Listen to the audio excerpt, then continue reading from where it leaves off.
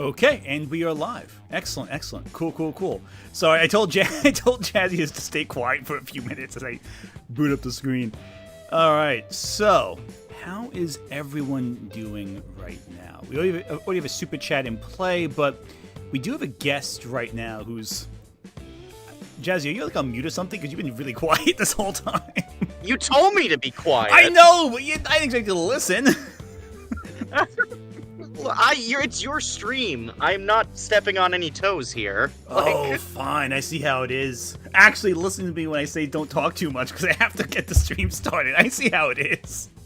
You know, ever since you had a movie premiere, you've been acting like an actual actress now. It's crazy. I know, it's weird.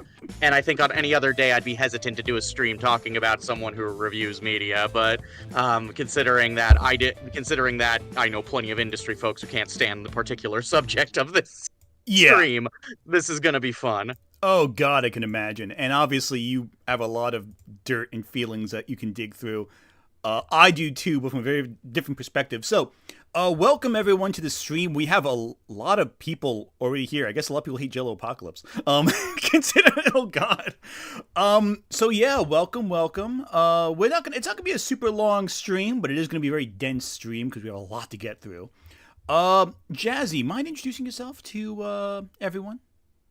Certainly. My name is Jazzy Oliver. I am a voice actress known for several indie animations on the internet, including Sonic Shorts, Gun Kitty, Tales from Planet Sima. But of course, my niche is object shows, particularly upcoming episodes of Planet Hoppers, upcoming series called Hard Reset, and of course, the recent movie-fied Inanimate Insanity. Which you were just telling me about before stream, and I was like gushing over how excited it was for you because that's so fucking cool, so freaking cool. Right. Anyway, no, it's so oh god, I guess I get excited about that stuff. I get excited for that stuff because it's so cool. Anyway, we have a couple super chats we're going to read out before we really dive into the topic at hand, but let's just dive in right now. Annie Nerd, thank you for the super chat. The way Light's death in the manga sounds like Tales from the Crypt shit right there. I'm not sure what Tales from the Crypt or Death Note have to do with JelloApocalypse, but hey, I'm down for that. It's a great death in the manga. I love how Light, like, they set him up as such like an arrogant little jerk the entire like time, and like he's so arrogant and so overconfident in himself, and in the moment that the tables turn, he's a pathetic little crybaby. I think when you have a bad guy who like is too glamorous and you make him die too noble of a death, it's like, nah, it's not cool. Show him how pathetic he is in reality. I like that stuff. You did you read Death Note, Jazzy, or were you more like watching it? I'm not sure if you were the anime watcher or manga reader for that. In general, usually I'm the anime watcher, but Death Note is an exception where I've experienced both. So that makes sense. Yeah, I feel the manga is a little better and worse in some spots. Like, it's more detailed and like the ending, but you also get stuck with Near and Mellow a little more, and I'm not particularly big on that. I don't mind the Near and Mellow stuff. My problem with the manga is when during the arc where Light has no memories is working with L, there's so much business meeting talk with the Yotsuba group that it's walls of text. That's the part of the manga I hate, personally. I like the Near and Mellow stuff. The Yotsuba group stuff is where I get annoyed for a good couple volumes. It's not even because of the main content with Light and L, it's because of all the business meetings. You know, I actually don't remember that part all that vividly, which is strange in hindsight. Like, I remember, like, obviously for me, that part's such a blur with the business meetings. So I guess maybe it's, I kind of agree, I guess, because I blocked it out, I suppose. Anyway, we have another super chat here. This one's actually for the both of us. Gabe the GM, thank you for super chat. Hi, Ant and Jazzy. Can't stay long, but wanted to directly thank you for making me check out Sailor Moon after your Nostalgia Critic stream. Luna is my favorite so far. Yes. Anyone we get to watch Sailor Moon, I'm like, yes, please. Like, any chance I get to talk about Sailor Moon, I take full charge of that. But that was a fun stream too, and I've been working on Nostalgia Critic related video for this week, so I've been looking back at that stream as well to see if I can cite anything for like evidence. Oh boy! aside from being embarrassed by how much I had to drink that night, because that was a rough video. Aside from that, also I find it funny how like the night after that, I just apologized to everyone repeatedly to the point where everyone's like, "Stop apologizing, shut up, go away." I appreciate the money you spent. That's very true. That was a tough one to get through. I'm not gonna lie, that was kind of painful. Okay, Gavin Careth, thank you for the super chat. I hate how Jello has so much hilarious content. Epitheta Race, Welcome to series, The Price is Right, internet items, and then he does this bullshit. Yeah, the problem is, and this is a difficult topic, I'm sure, Jazzy, you have your feelings on this, I have my own. Sometimes, like, a creative can just be a person who you really just can't stand, but, like, their work is really good. And I don't think Jello has done anything, and we're going to talk about some of the crap he's done from a business standpoint that's really awful. That's one thing. Right. But I don't think he's done anything, like, illegal, just unethical, which is very different. He's just a douchebag. Yeah, he's just a jerk. But he hasn't done anything like, it's not like a Rurouni Kenshin situation where, like, the work is soiled like, forever.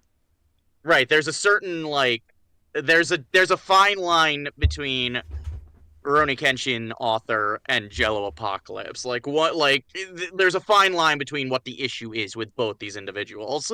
Yeah. And you have to keep that in perspective, because sometimes it's like, oh, hey, they did something really horrible that actually hurt people.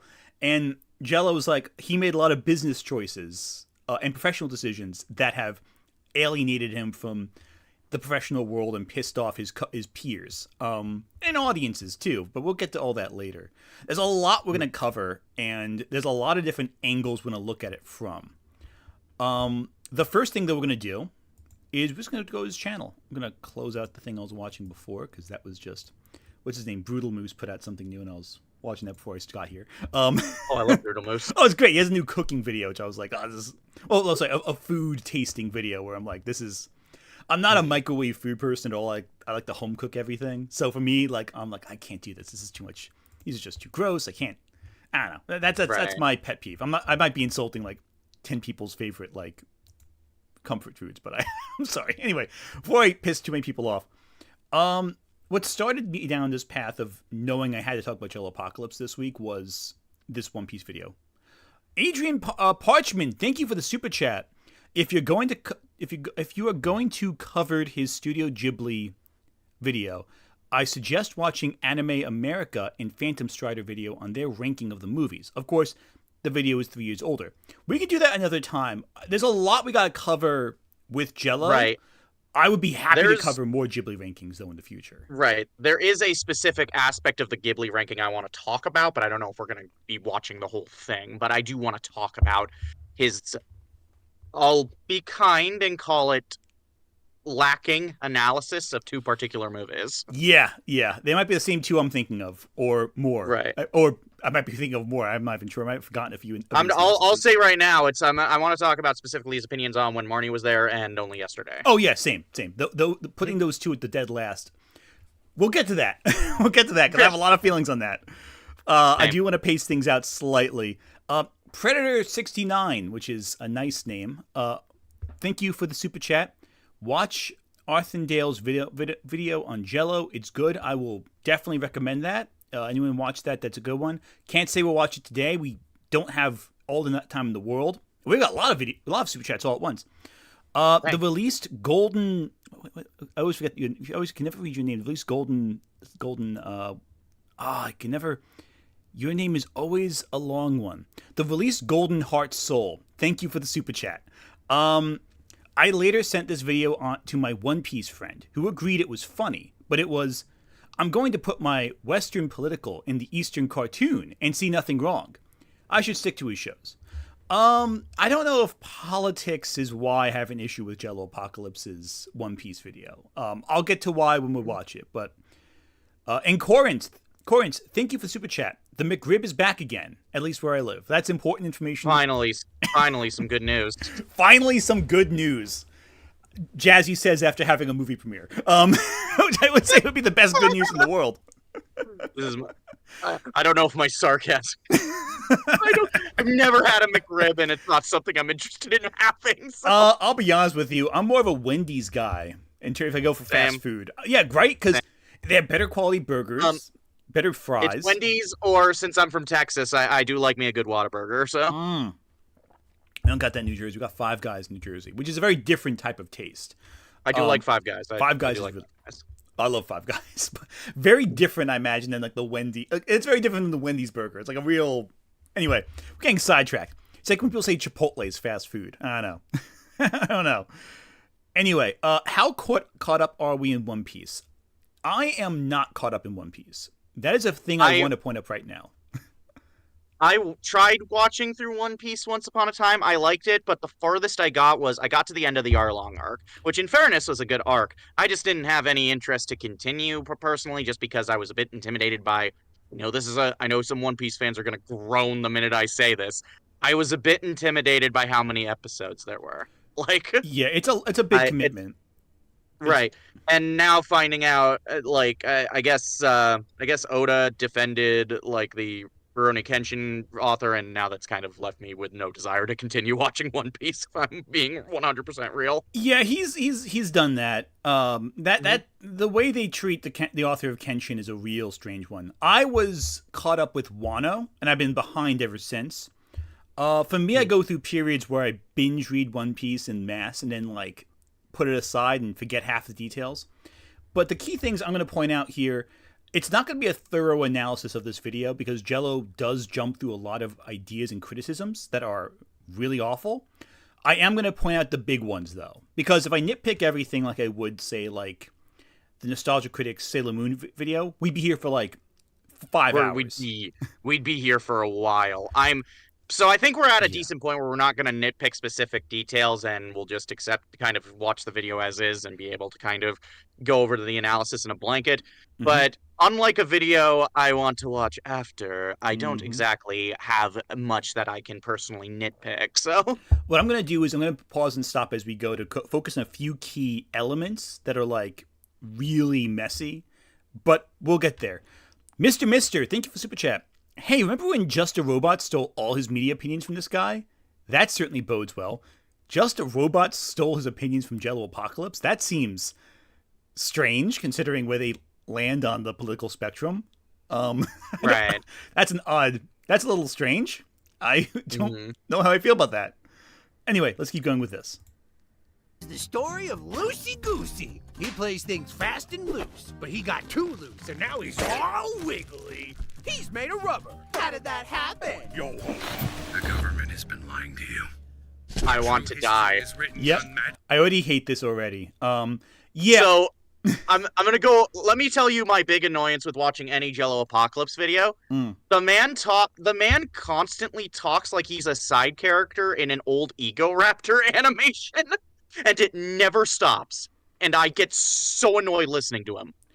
But it's not even as good as an old Ego Raptor animation. There's something because Ego Raptor knows how to pace that. it's not like characters are talking weird for minutes on end. It's usually a side character, so. It's a little it's a little, I don't know. It's so, immature-ish, and I think as more time goes on and we move away from that style of animating talking, it gets even more frustrating. I don't know. Again, like you said, Ego Raptor, when he does it, it makes sense because he also knows how to stop doing it for the bit. Right. He knows when it's, okay, here's the right time to voice it like this. Here's the right time to pace it back. Jello doesn't know when to stop. I think that's a reoccurring thing with a lot of these guys. They just do it the whole time, and it's, exhausting. I don't know. Also, and I don't mind silly voices in reviews. I watch Cat Icarus, and it's full of that, but... Oh, yeah. But again, he also knows how to do it right. He, for most of when he's talking, normally, he's talking like a human, so... And, and again, with this bit, he's obviously referencing the One Piece rap from 4Kids. He's referencing some later plot details about the government and all that in the story. But, it's done in a way where... It feels very forced. It feels very oh, hey, I know One Piece. I know the plot. Here's some plot things that are inside jokes you'll get, which sets you up to think, okay, he knows what he's talking about, but As we see, it gets a little messier as we go. Now, I do want to read a few super chats before we keep going, because we got a bunch just now. Crimson Vision, thank you for super chat. There appears to be people confused as to why people don't like Jello in the chat. Just a heads up. Oh, don't worry. They won't be confused for much longer. We'll be very explicit with why we aren't big fans of Jello. Yeah. That won't be a problem for much longer. We got 2 from the release Golden Heart Soul. Oh no, my problem isn't his political, in reference to the Just a Robot comment. It holding a different culture to his cultural points. Also, no, it being long is a very valid reason to read. Sorry. It being long is a very valid reason to the read, not especially watch One Piece. I love this boat, but not for everyone. Okay, so it's okay if One Piece is too long. It's not for everyone. It's a specific taste for certain people. That's a very valid opinion. That's a fair one. Okay, so let's keep going with this one. Magic Legos. The gum fruit isn't real. There are weasels on the moon. Cast away your shackles, my brothers, and rise! Rise! It's the great age of pirates. A pirate is defined as anyone who sails a boat. And Lucy Goosey's gonna be king of them all. To do that, he needs to conquer the Grand Line, an inaccessible ocean that you can easily leave and come back to. I mean, if you need to. If you forgot your keys or something, it's not a big deal. You can just come right back in there. People on the Grand Line have the power of devil fruits, fueled by the dreams of what humanity could be. You know those dreams we all got. I want to wear someone like a jacket. I want to squeeze a person until milk comes out. I want to gain weight. I also want to gain weight, but in a more useless way. I hope nobody notices we have the exact same powers. Okay, so here's the thing a little weird. The way this is done is, there's a lot of weird innuendo here that I don't think is applicable with how One Piece presents Devil Fruit. There's a lot of overlapping powers. Sure, that's also true. Very similar power sets. A lot of the transformation-ish fruit, sure. But the way this is phrased makes me feel like he's implying that, very unsubtly, that all of it is DeviantArt fetishy stuff, which is strange, to put it mildly. Considering the fruit have very, very different powers. There's a really strange way of phrasing it. I don't know if that struck you that way, Jazzy, but it kind of strikes me as he's implying that it's fetishy. I don't know what I was supposed to get from all. He's just just gibberish. Well, the white cream background that slides up when talking about dreams. That struck me as him implying that this was a wet dream. That's so, which I think is weird. Look, I guess I don't mind. I've done my fair share of jokes of, oh, this is a weird fetishy thing to have in this cartoon, I guess. I've done my fair share of jokes when talking about shows I watch, usually, I guess, but, just seems weird to imply that across the board for a series that's more cartoon logic. Maybe that just speaks to how screwed up we are as a society. Where I'm kidding. The joke. I can't process what he's trying to convey here. Yeah, and that's the only thing I could think of too. That's a fair point. Mm-hmm. Yeah, it's not clear. I think we're extrapolating too much from this. I think is the problem. Probably. We're looking too deep into someone who went with his first draft for this, definitely this video. Yeah. Margin Lifestyle, thank you for Super Chat. Sure, they have very similar powers, but they use them differently. 100%. That's the other thing, too. They have the same power set in theory, but that's saying, I don't know, 5 different people with electric powers all have the same power set. Yeah, but they may use it differently. Maybe one may use, a static cling effect. One might use a shock. Having hard skin doesn't necessarily mean your skin turns to rock. Luke Cage and the Thing technically have the same power set, but that does not mean they have the same powers and they don't manifest the same way. Rock hard skin. Take it a little differently both ways. But anyway, let's keep going. There are dozens of devil fruits, each with different powers that make them all distinct. Asterisk.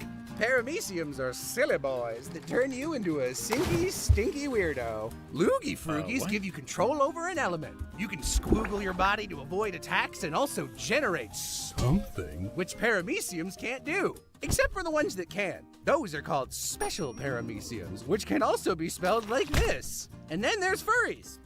But they're ugly.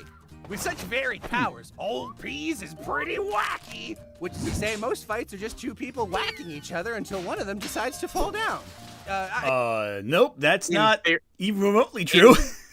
In theory, most fight scenes are people hitting each other until one falls down. That is a fight scene. Yeah, but even with One Piece, they have so many exotic power sets. It's always like really, and it always has this emotional undercurrent. A lot of the fights have this sense of like, what Oda does so well with all the fight scenes in One Piece is he incorporates this like undercurrent of emotionality to everything. There's like some thematic resonant through line through most of the arcs that is usually manifested through the fight. That's one of the reasons why these fights are so effective. It's a lot of really great sequences, and yeah, there's a lot of punching till one guy falls down, but there's also a lot of advanced swordplay, tactics, kind of using the fight as a way, as a kind of a manifestation of how the arc goes. So like a character going through emotional distress and everything, and they push through that in some way, and that manifests externally in the fight. It's a lot of really cool, let me take this jacket I was wearing. Because the characters in One Piece have all different powers, even some of the fights against kind of the smaller mook characters will usually have its own flavor. Oh yeah, to the others. 100%. Right, but again, I feel like the complaint of most of the fights are just dudes punching each other until one falls down. That's a fight scene. That is, you can say that about. You could use that critique and apply it to any fight scene you want in any piece of media, because that's what a fight scene is when you strip it back. 100%. And like you can do the same thing with Dragon Ball Z in terms of like you want to go shonen anime. You know, yeah, Dragon Ball Z, same thing. They have these exotic powers. They punch till one of them falls down. When you boil it down to that component, it sounds lame, but it's a lot going on. There's a lot of components there. Like, I don't know. I think this is such a weird criticism to make about a shonen action series. Saying they fight till one falls down. Like, yeah. Duh. Obviously. Like, what are you going to do? I mean, some just fly up into space, but that's another discussion right there. Anyway. I swear some of these are good. Himi and Usopp are a Robin fight. What do you mean Robin doesn't get any fights? She's like the strongest character. That's one thing that's really strange here. So, Robin, there is a discussion about sexism in One Piece. That is a conversation to have. To say that Robin doesn't have any fights at all is really weird. She absolutely does. Not a lot, but there is stuff that she does. Also, one second. I just want to read the super chat here. It's really interesting. Release Golden Heart Soul. For anyone not into One Piece, no one says devil fruits are unique. No, of course not. They grow off trees in bulk. There's multiple devil fruits. Another super chat from Angels Art and Gaming. Thank you for super chat again. Similar devil fruit powers is like saying Whole Horse and Mista are the same stand users. Their stands are gun based, but work very differently. 100%. They are similar in that they have a commonality. That's about it. Like Robin has fights. That's a key thing right there that Jello's just not being accurate about. Like, anyway, that's not even getting into the movies either. It's just the main series. So obviously, I didn't get far enough in One Piece to discuss the aspect of Robin, so I'm gonna avoid that. But I do find it. I always hate this. I always hate when media critics do this thing where they bring in a character's worth to how much they fight. Like, I'm a Kyrie fan, if you're not aware. So I'm. So you like Kingdom Hearts, Jazzy? I never knew this. This is news to me. You've never right? Yeah, I am very subtle about the fact that I am a Kingdom Hearts fan. So exactly, and a character doesn't need to be a combatant to be compelling or dynamic, and just because Robin doesn't have every fight in the series, which I think is what Jello's implying he would prefer to see, Robin fight everyone all the time. She plays a role in every arc she's in. You know, she has a function in the narrative. In fact, every character in One Piece has a function in the narrative. They'll pop up in like one chapter in the first half and then not show up for like 100, 200 chapters, and then show up again in like a background scene, and then it turns out they have this instrumental role in moving something along the plot. There's a lot of weaving of separate characters that seem distinct and unique. Chloe's in chat. Hey, Chloe. Hey, Chloe. But yeah, there's a lot going on there. Anyway, I think I know I'm getting sidetracked on these details, but it's just so much reductiveness. And like you said, to your point, Jazzy, yeah, just because the characters doesn't fight doesn't mean they're not useful. There's a lot of uses going on. Anyway. Oh, Cookie, Alchemy, Jello would not survive Bobobo. No, he would not. Anyway. Oh, come aboard and bring a long chapter count for the biggest serialized adventure manga in history, only to find that the adventure stories aren't as good as the thriller and espionage ones, and the author should probably just be writing that. Revel in excitement and watch as Lucy has to punch the bad man in order to stop the natural disaster from crashing down and destroying an island that's shaped like a circle. This is every single arc. No, it's not. There is like the Wano arc is about systemic oppression in society, and it ties in with this arc that previously takes place with Don Flamingo and all that, and all the manufacturing components to it. There's so much elements at play here that's way more than just a natural disaster has to be punched. There is so, and you only read up to the Arlong arc. Even that is like, there was variety in what I saw. Like you had like you had like the little arcs to kind of get Luffy, Zoro, and Nami into the group and moving. And then you had the one with Usopp and Kuro, which was kind of its own thing with its own conflict going on with the fact that they need to save this girl from being hypnotized and killed, and thus leaving all the riches to the evil pirate butler man. Who like, push up his glasses with the palm of his hand because he can't scratch his face with cat claws. And then you have the Baratier, which was like, you know, seafood restaurant on the sea, and then Arlong, which was a thing, which was just a colonized and oppressed town, so by fish people. If anything, the bigger complaint would be like the idea of colonization, the idea of these powerful organizations and governments and, you know, despots and tyrants controlling how society functions. And there's some systemic elements too. There's some genuinely horrifying stuff in One Piece. Genuinely disturbing. There's one part in Wano. Well, it's a reoccurring plot point in the later half of the series that there's this one fake devil fruit that just makes you unable to stop smiling, and that you can only smile no matter what emotions you have. Your face is morphed into just smiling constantly, like and that's horrifying. It plays for like the horror of like there's this public execution and all people who are watching it are forced to smile because of this fruit as tears are rolling down their face, and they're forced to laugh and everything because of the power of this fruit, and it's deeply disturbing. And that's just like the smile fruit. I think it's the smile fruit, right? And he can't swim. Yeah, it's I think like so. It's one of those things where it's like this is a singular point in a couple different arcs that shows up, and this is so different from what he's describing One Piece as being. Like the systemic elements is. And I also want to bring up a few people in the chat have been bringing up, oh well, this is part of this is parody. Like part of this is like over exaggeration and simplification for the sake of a joke. But it's and I'll go into this a bit more as we go on, but one problem I've always had with JelloApocalypse's videos is that they're very shallow parodies, I find. Agreed. Like my favorite parodies, and this is personal, this is obviously completely subjective opinion, I like parodies coming from a place of respect for the material. One reason I love a Bridge series from back in the day is because they are parodies that are made by people who clearly love what they're parodying. I think that love and admiration and just general respect for the material is necessary in order for a parody to work. Jello tends to talk about things that he's clearly not a fan of and clearly doesn't understand. 100%. It almost seems like it's the jokes come at the expense of the work rather than in like aligned with the work. Like I remember watching something where I think it's Kaiser Neko from Team 4 Star was so upset that people were using Dragon Ball Abridged as a replacement for the original Dragon Ball series. Because it was like, no, it's not a replacement. It's a parody, but you should still watch the original series because it's fantastic. What we made was a work of love and labor.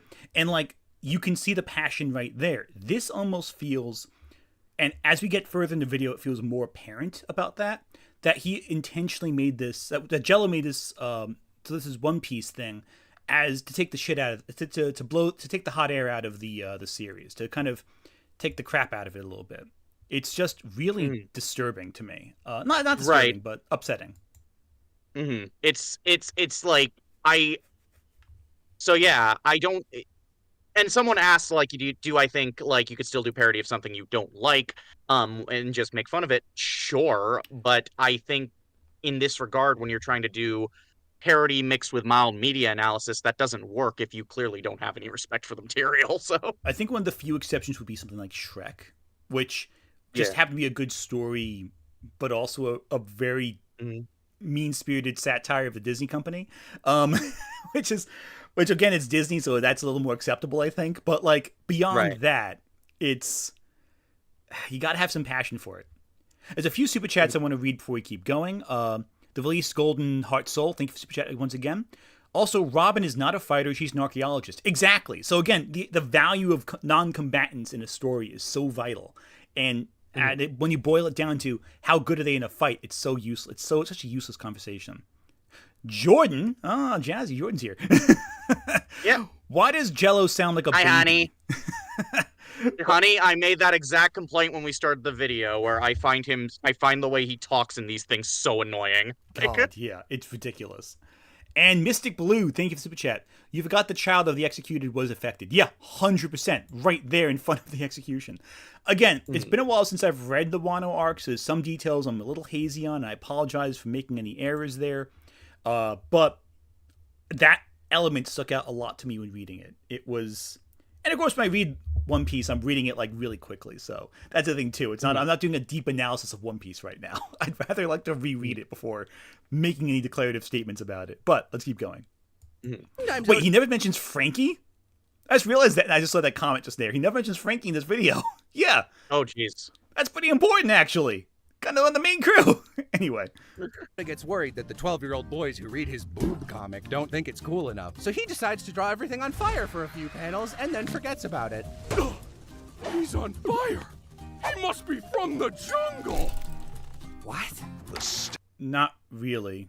Also, did you mention Ace? Did you mention Ace at all, who actually does have fire powers in here? Like Luffy's brother, Ace, who has one of the most emotional scenes in the whole manga. And it's like the impetus for like the turning point of the manga. Anyway. Stakes still aren't high enough! Quick! Hit him with a poison that doesn't work!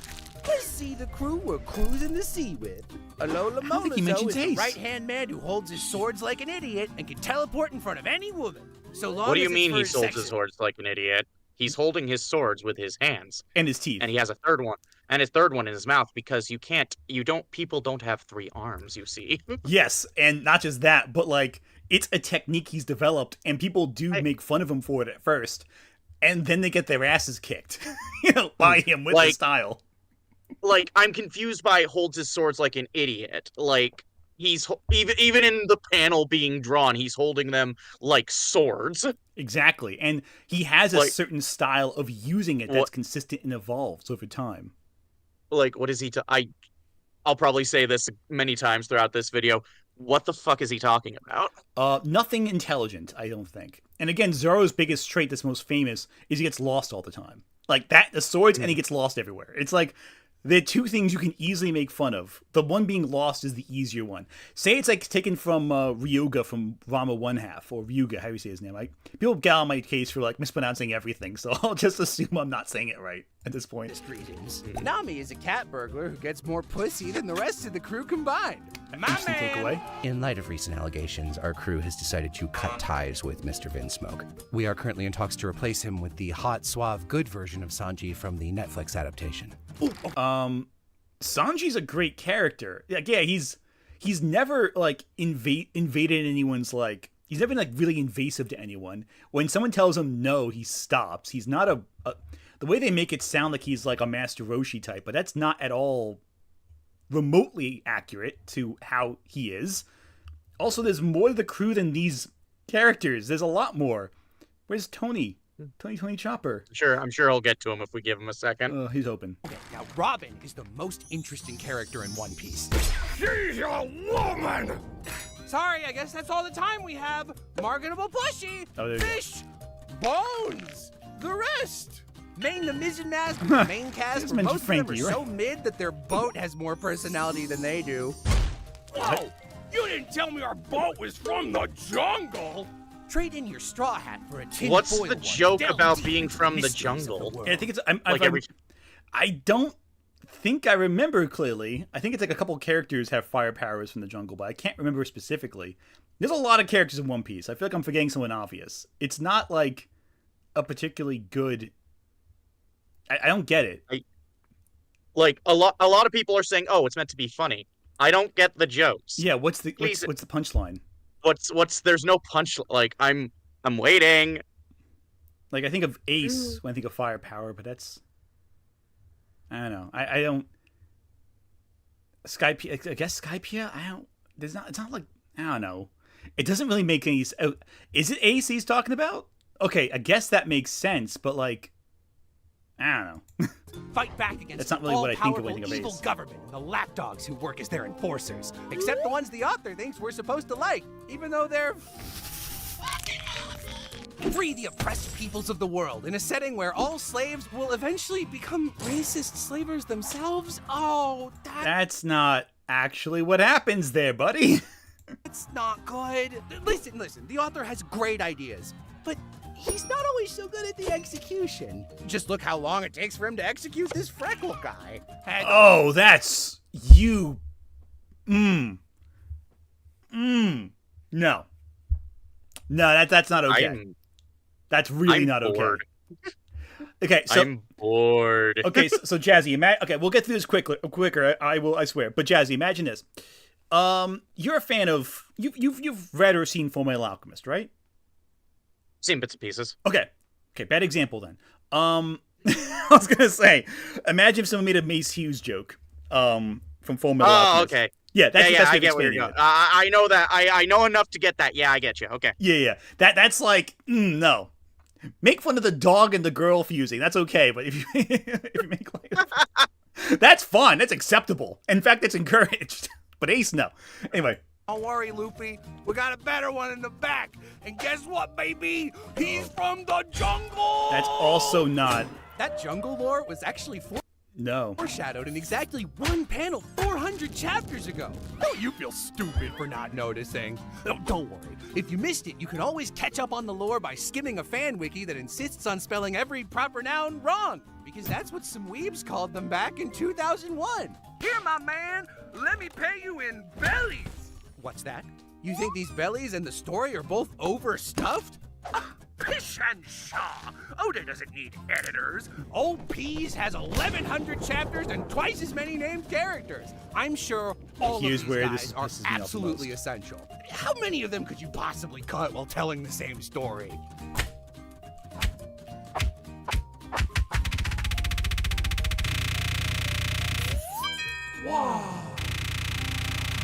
Cool joke, man. Yeah, this is it. Oh, that's at least... Yamato, you think you can cut? Oh. Why do you think you can cut Yamato and tell the same story there?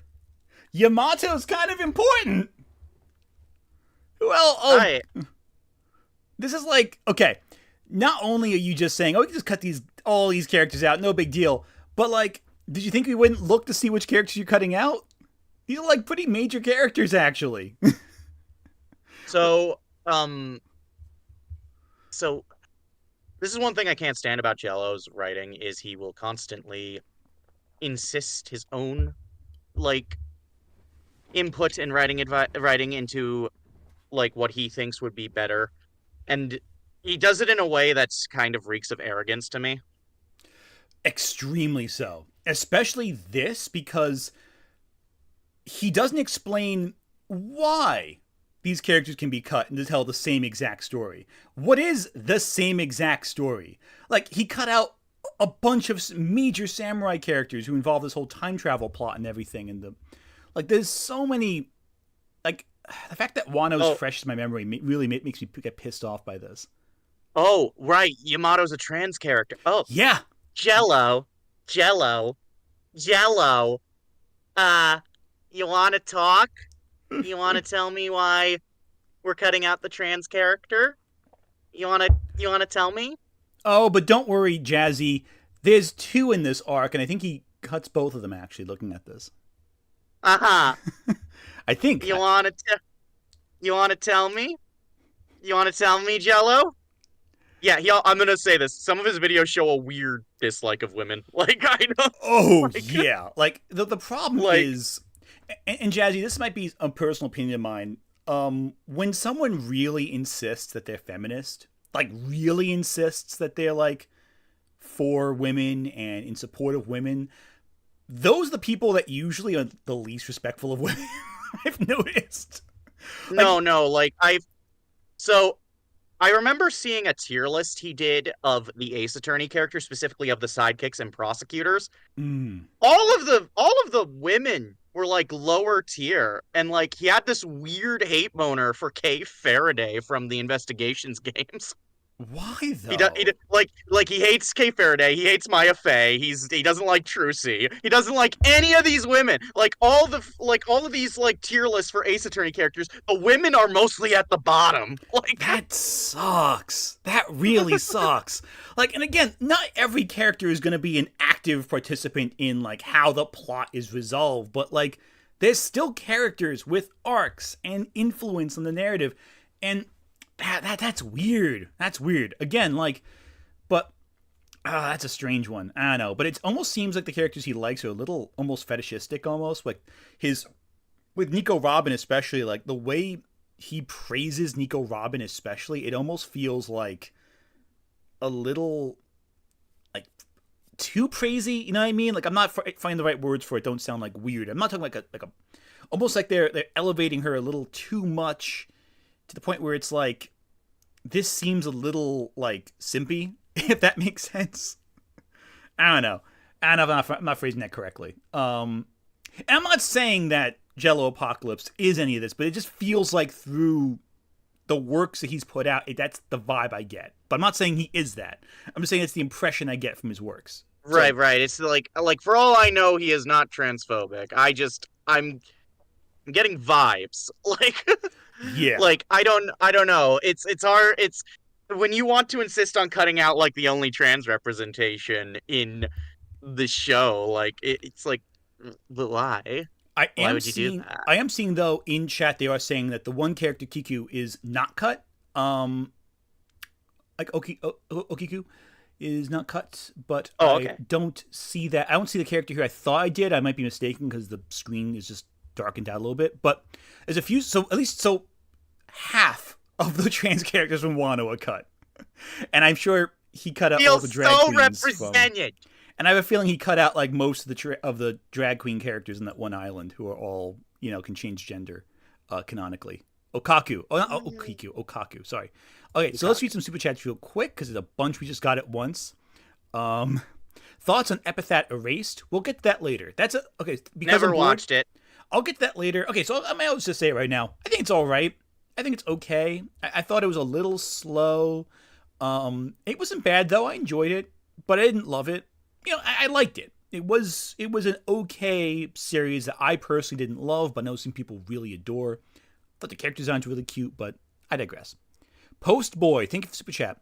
I hate the sexism discussion in One Piece because it's always it is or it isn't. No nuance. Also, can't wait to rip open his Only Yesterday take. Yeah, I agree with that. People tend to take one extreme or the other with One Piece. I think, like most things, going to one extreme probably isn't the right idea with this discussion. It's very nuanced, but there are some obvious flaws. So people tend to go for the oversimplified answers when it's more, hey, this is a work that was made by a guy and some of it's dated, Anyway, but yeah, Only Yesterday we'll get into real quick. The released Golden Heart Soul parody is an art form, not an excuse. Agreed, 100%. Yeah. Majin Lifestyle, I love that name. Thank you for the super chat.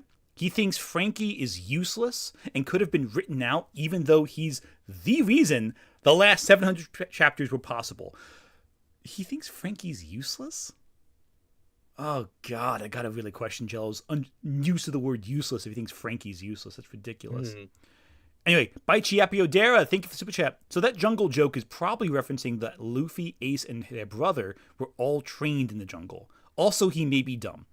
Yeah, that sounds about right. That's the only thing I can think of. Shark Jumping Walrus, thank you for joining as a member, as a reader. If you want to join as a reader or member, you can access exclusive Discord, by the way. Just want to promote that real quick. Aries Archives, thank you for the super chat. This whole disaster was done out of his spite from being blacklisted from the anime industry when he tried to pull a ghost stories when scripting. We are going to get to that. Don't worry. That is going to be... We need to talk about that one. Oh, don't worry. I'm going to talk about Lovely Complex. We're going to talk about Lovely Complex. Don't worry. Jazzy, I'm sure as a voice actress, you have a lot of thoughts on that, but save them till we get to it. I do. Don't worry. We didn't forget that. That's going to be the last half of the video.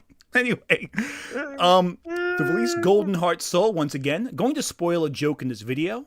He just said Oda doesn't have editors. He will then discuss how Oda does have edits, but he doesn't listen to them and kills characters despite them.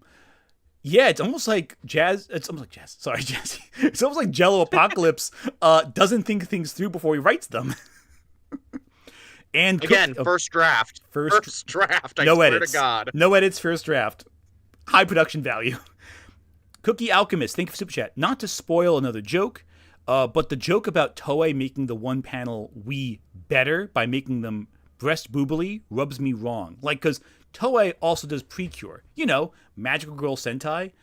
Yeah, that's a thing too. Toei has a lot of different series that they work on. And it's very important that they acknowledge that because, I don't know. Also, Chloe in the chat wants to make sure we mention that she is also a voice actress. 100% true. We have multiple voice actresses who have shown up in these videos and streams because they're awesome and cool. Anyway, I digress. Let's keep going. 5 of them. Right.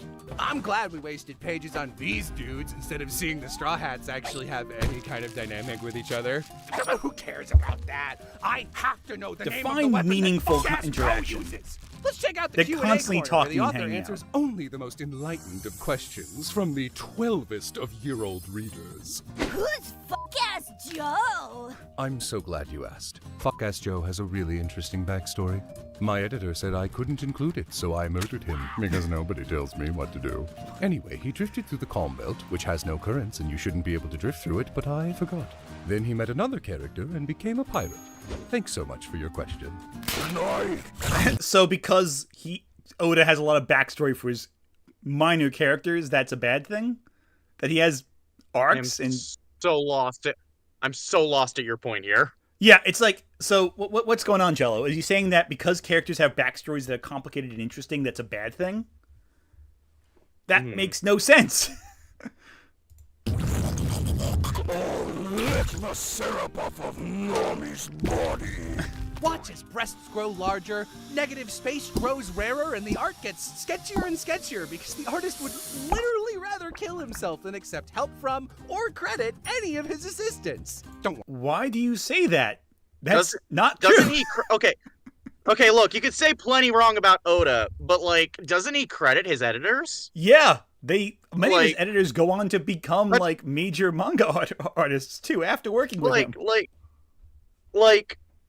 Oh my god. I know this much. I was even seeing in the chat people mention that, Oda credits his credits the hell out of his editors, so. Yeah, he acknowledges his team. I don't get this commentary. It doesn't make any sense. It doesn't make any sense. This doesn't work as analysis because it's wrong, and it doesn't work as parody because it's not funny. Yeah, it just seems bizarrely bitter, and what bothers me too is that if someone watched this video isolated from reading One Piece, someone like you, Jazzy, who maybe picked up the first couple volumes of One Piece, got intimidated by the size, and didn't read it, and they just saw this, they would completely believe that Oda was some egomaniac who like refuses help from people. Like, it's ridiculous. Right. Also, background artists, Right, too. and there are things you can absolutely criticize Oda for, but you should criticize shit that actually happened. Like, 100%. like don't like. It's so weird to me when people want to criticize someone who has plenty to criticize about, and they just make things up to criticize instead of criticizing what's actually wrong. Like, Exactly. And like it's so bizarre to me. Exactly. And you can criticize Oda for a lot of things. We criticized Oda before because he supports the creator of Rurouni Kenshin. That's an easy thing to point out and go, that's something that should be criticized. But like, this isn't a thing to criticize because it's not a real problem. Oh my goodness. I just saw Lady Emily's in chat. Oh dang, I'm so excited to learn about One Piece from this super informative video. Oh, retreat. Me too. Retreat, you're not gonna learn anything. We've learned less about One Piece from this. Except apparently that major trans characters should be cut out of One Piece, apparently, according to Jello, which is delightful. Anyway, trans mask characters specifically, which is even, more common in media. Totally. Oh, God. Anyway, let's keep going. Oh, my God. Oda is actually just being nice and making his art worse on purpose so that the anime doesn't look as bad by comparison. Is reading too quick and easy? Switch to the anime and watch as time slow down turns this angry broccoli man's one-panel Wii into a 10-minute-long piss venture. Hey, mister. In fairness, I will give Jello this. The anime does slow down a lot. Oh, yeah. So Jello did say Yamato should be cut from One Piece. Yeah. That's the thing that Jello said. I love how I say the one major trans mask character. Everyone knows I'm talking about Yamato. This is a great frame to pause on. Can we move on? Yeah, let's move on. This is old peas, not you peas. This is simply not up to Toei's standard of quality. I know what'll fix this. I guess he does acknowledge the drag That's queen better. characters exist. Listen, this is a very serious emotional story, but we don't want you to be sad when you read it. Remember, at the end of the day, there are no consequences. What? To anything. Hit this bird with a nuke, he'll be fine. Put a bandage on him, he'll be fine. Abandon your children for inexcusably selfish reasons? Don't worry. They'll always love you no matter what. And that's why you should take care of yourself. No consequences, but like, there's multiple character deaths that are iconic in One Piece. Like, the Whitebeard scene, or Ace, or any of the numerous events that happen throughout the series. Like, this is bizarre. And what's crazy is, Jello earlier in this video said that, there's elements of the plot hundreds of chapters later set up in, like, obscure little panels. So that right there indicates, hey, there is so much consequence that even, like, the most inconsequential events have ramifications hundreds of chapters later. It's baffling to me how self-contradictory this piece of criticism is as a singular work of criticism. Like, it just doesn't make sense. And there's so much sadness and emotion throughout the whole series. Like, again, Wano is the freshest in my memory, so I'm going to draw more from that with this situation. But there are elements of the Wano arc that are so heartbreaking and so sad and so impactful. Like, this is so frustrating. And it's the worst part that pisses me off the most is about to come right now. Like, with that context. Oh boy. This pisses me off the most. Oh boy, let's see this. I'm excited. And not work yourself so hard that your coworkers have to force you to get surgery and to sleep. They all care about you. Your daughters care about you, Oda. You know what you can do to show them that you care about them? Oh. Sexualize another child their age? No, Oda. That's wrong. Oh. Younger? No. Thanks So for watching. Nothing quite like implying that the creators of pedo at the end of your parody, just unqualified. that's a way to end your video. And I think my brain died for a second. That's a common experience when dealing with JelloApocalypse videos. What? Yeah. Oh my god. So that right there, and especially because it's such a scummy way of ending the video. Like, so what we've learned is that according to Jello, and again, let's assume you are, that you are someone who has just discovered One Piece through JelloApocalypse's video. Let's say you've never read One Piece, this is your first time looking at it, and you go, okay.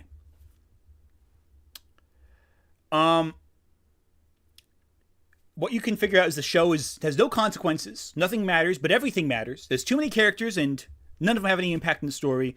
Oda's a pervert who ignores his editors and fetishizes children like his own family. And it's like, the implication there is so disturbing and so screwed up on so many different levels. Like, it's really apparently frustrating. The outro. What? Apparently the outro also has some salt, but I want to point out. Oh shit! I actually know a couple of the voice actors. Hi, if you're watching, I'm sorry. If I hope you were paid well, at least. Hey, listen, a paycheck's a paycheck. Yeah, I know. Right. I've talked to both Jason and Cyrus, who played Don Krieg and Zaro in this a couple times. So. Oh my goodness! I hope you were paid well. You guys did great. I just want to say that right now. Y'all did great. You were the shining points of this mess. Anyway, let's hear this outro. Yeah, there's more salty apparently. This video is sponsored by nothing. You can check out the Patreon for some extra scenes and outtakes if you want, or not. I also make books now if you want to try reading them, or you can watch the thing I made. Bye. That was fine. Yeah. I get the vibe that I think there I am. I get the vibe that the salt was the sponsored by nothing bit, which I can't imagine why no one would want to sponsor Jello. I can't imagine why.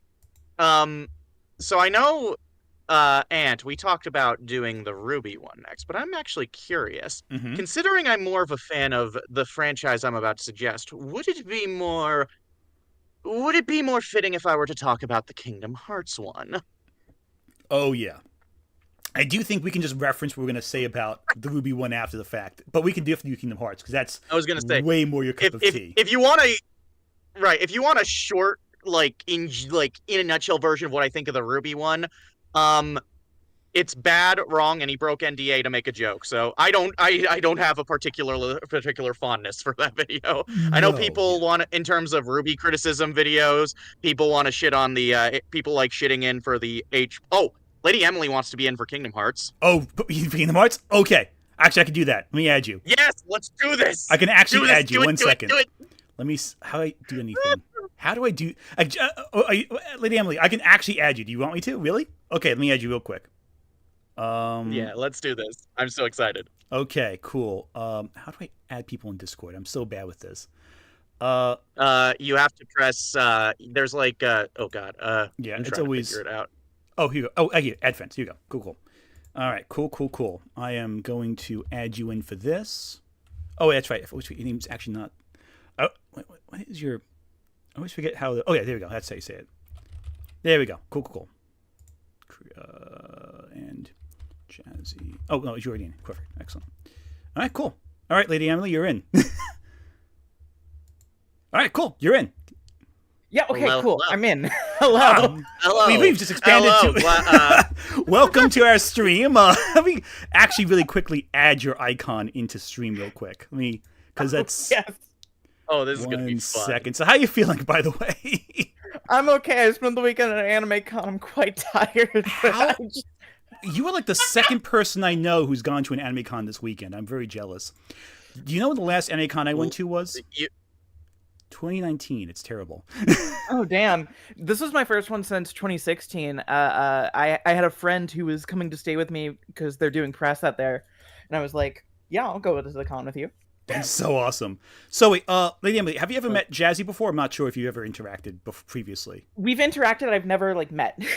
All right, cool. Well, Hi, good to meet you. Hi, it's great to meet you too. she will fangirl because she's a fan. I'm going to adjust your avatars real quick. Jazzy, I'm going to shrink both of you two a little bit. Hope this. And I'm attempting to be normal, but you had to call me out like that. Yes, God. I will always call everyone out because it's funny. I'm sorry. All right, make sure it's all good. Cool. So, now, Lady Emily, do you want to stick around for the whole thing, or you just want to stick for Kingdom Hearts? I'll stick on for Kingdom Hearts, and then we'll see what happens. You may not be able to endure the horrors of that await, because we're going to go into everything as possible. All right, so first and foremost, let me just read a few super chats, because people have been paying for them, and then we'll dive into Kingdom Hearts. Where did I leave off? Oh, wow, I haven't read a lot of these. Sorry, 1 second. Okay, cool. The Wave Runners, thank you for Super Chat. Don't know if any Fire Emblem fans are on stream, but his Fire Emblem video is maddening, if you ever played one. Also, the Animal Crossing one, where he said it could just be Stardew Valley. He said what? I'm sorry, he said what? What? What? They're not even remotely alike. Like, they're so different. They're not even, like, comparable. What the Okay. Serenity and Bliss. Serenity now. Adrian Parchment, thank you for Super Chat. Megumi33 is a VA and voices a character in One Piece. Yeah, in the Wano arc. She's great. She's fantastic in it. The Release Golden Heart Soul, thank you for Super Chat. Did Jello forget you can row a goddamn boat? Wait, maybe. I'm not sure. I guess he forgot that. I didn't even pick. There was so much ridiculousness. I didn't even think of that. Baichi Apiodera, thank you for Super Chat.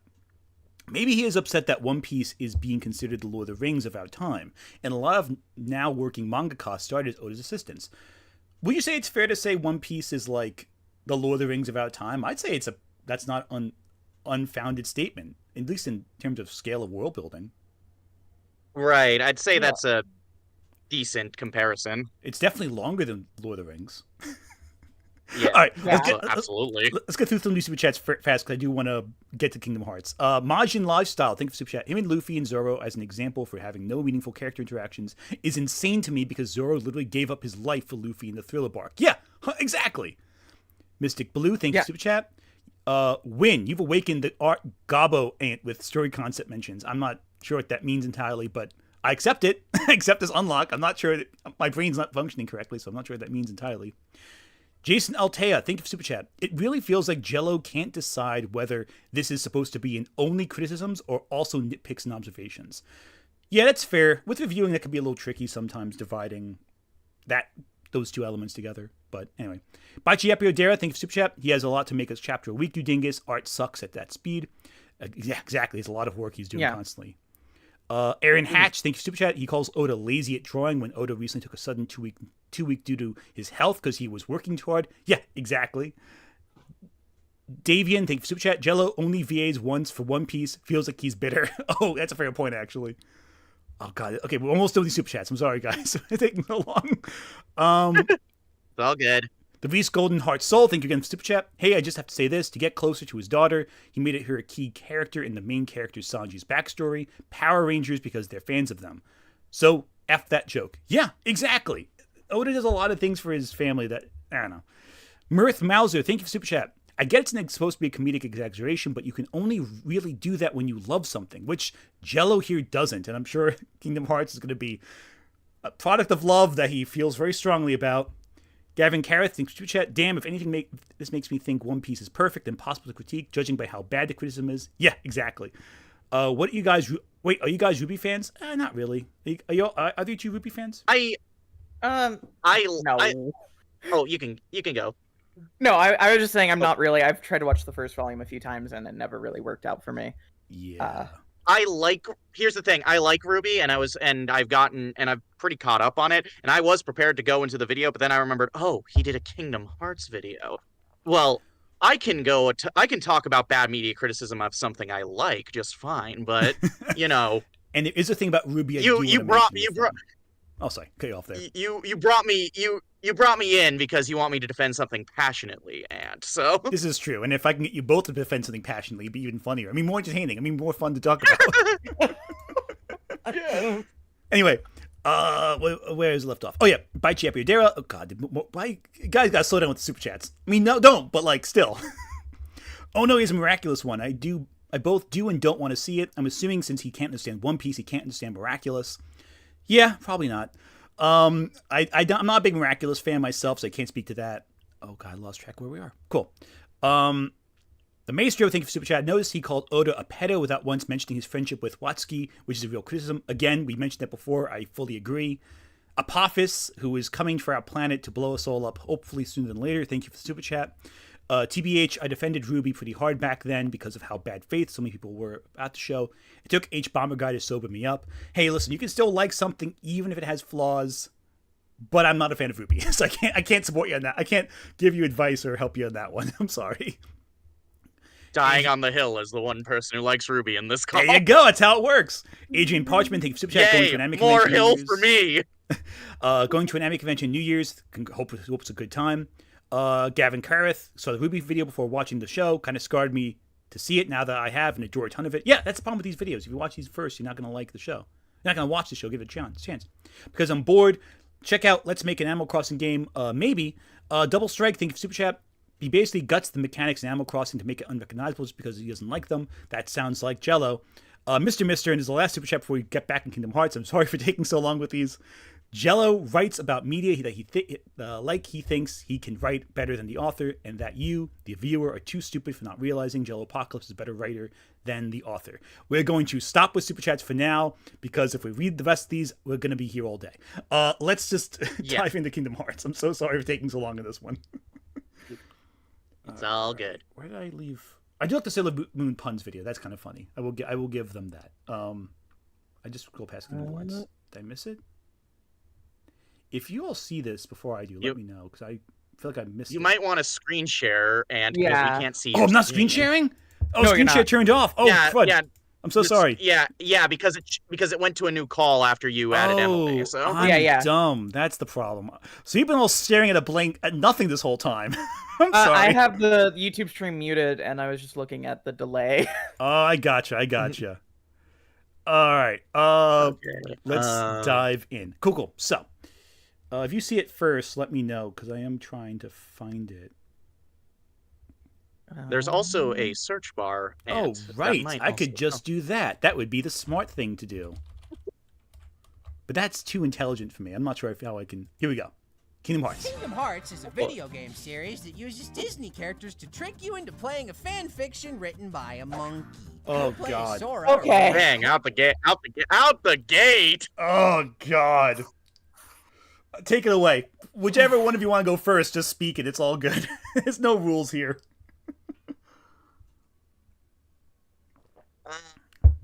So, I feel like I've seen so many videos that are just, oh, Kingdom Hearts' plot is dumb and stupid, and I just grow numb to it at this point. But I say I grow numb, but then I get annoyed every time it happens. The sheer balls to call Tetsuya Nomura industry icon a monkey. Yeah, no. I mean, call him a belt enthusiast at least. That's one thing. Or a shoe enthusiast, but not a monk. Oh, God. Right, again, this is another thing. It's like, make fun of Nomura all you want. There's still plenty to make fun of about the guy, but dang, you just went for petty insults. Yeah, like, that's the thing. And this is like a whole tangent, but like, as a Kingdom Hearts fan, I can't stand a lot of Kingdom Hearts videos, and it's not because I don't like when Kingdom Hearts gets made fun of. It's that I know how to make fun of Kingdom Hearts, and everyone goes for the easy, stupid shit. Yeah, right. The writing's bad. Right? There's Disney characters. What? There's so many games. Oh my God, I don't know the game I'm playing. The plot's complicated. What? Oh my God, they expect you to play every game in the series? What? What? I have to buy 5 consoles for this? That one is a fair question. That wasn't a shitty time to be a Kingdom Hearts fan. Which is bizarre. I mean, here's the thing. Maybe I'm just, like, dumb and I didn't pick up on the complexity. I didn't think Kingdom Hearts plot was that complex. Complicated, but it's not. Like, it's really not. Yeah. There was this thing a few years ago when Kingdom Hearts 3 came out where Dan Olsen streamed Kingdom Hearts 3 knowing absolutely nothing about the series beforehand. Mm-hmm. Just to see if he could understand the plot of 3. And he understood it just fine. Yeah, it's not like not much. By the Yeah, end of it, no. you explain it perfectly well. Like a lot of Yeah, elements. there Sorry, cut you was- off there. Sorry for that. Yeah, it's all good. I agree. I remember a few critics who played that I followed who played Kingdom Hearts 3 on its own and were able to understand the plot just fine. They needed to look up a couple things just because they hadn't played previous games, but they fully admitted it was on them. So, Yeah. Yeah, 100%. And I don't know, it just feels to me like when people say that, it's like they just because the thing is, at the heart of the game, it's like you're going through a bunch of Disney worlds. You're going through this plot involving, the Heartless or Organization 13 or Ansem, Xehanort. And it's like there's a lot of moving parts, but they all fit together pretty simply and they all make sense. Like when I was a kid playing these games, they made sense. And as an adult going back to them, it actually feels even easier. And compare that to say some of the Final Fantasy games, which are so convoluted and there's so many plot twists and all that. It's like I never understood that. It's not Homestuck where it's there's so many Yeah. And I'm not gonna say Homestuck's better than Kingdom Hearts. It's not. No comparison. Wait, what's Homestuck? What? What's Homestuck? Homestuck? I'm glad you asked that, Emily. Let me get out this chart here. I have a lot of books. I think the one I'm looking for is the entire shelf. Oh. Look. I voiced in a series that dumped a lot of extremely deep lore within the last 3 episodes they just released. You want to say Kingdom Hearts is complicated and then see what I had to read through and voice act. Please, by all means. And it's also this is it. Oh, go ahead. You go. I was gonna say this isn't shade towards any client or anything I've voiced in. I genuinely love my work, but I'm just saying, I can name plenty of series that had more complex lore. Mm-hmm. Yeah. It's always just so weird to me too, because it's always Kingdom Hearts or other similar long-running Japanese series that get this. You don't feel as many people who are I played Assassin's Creed 2 and then I played Assassin's Creed 3, but wait, Desmond is in a temple now and Lucy's not here anymore?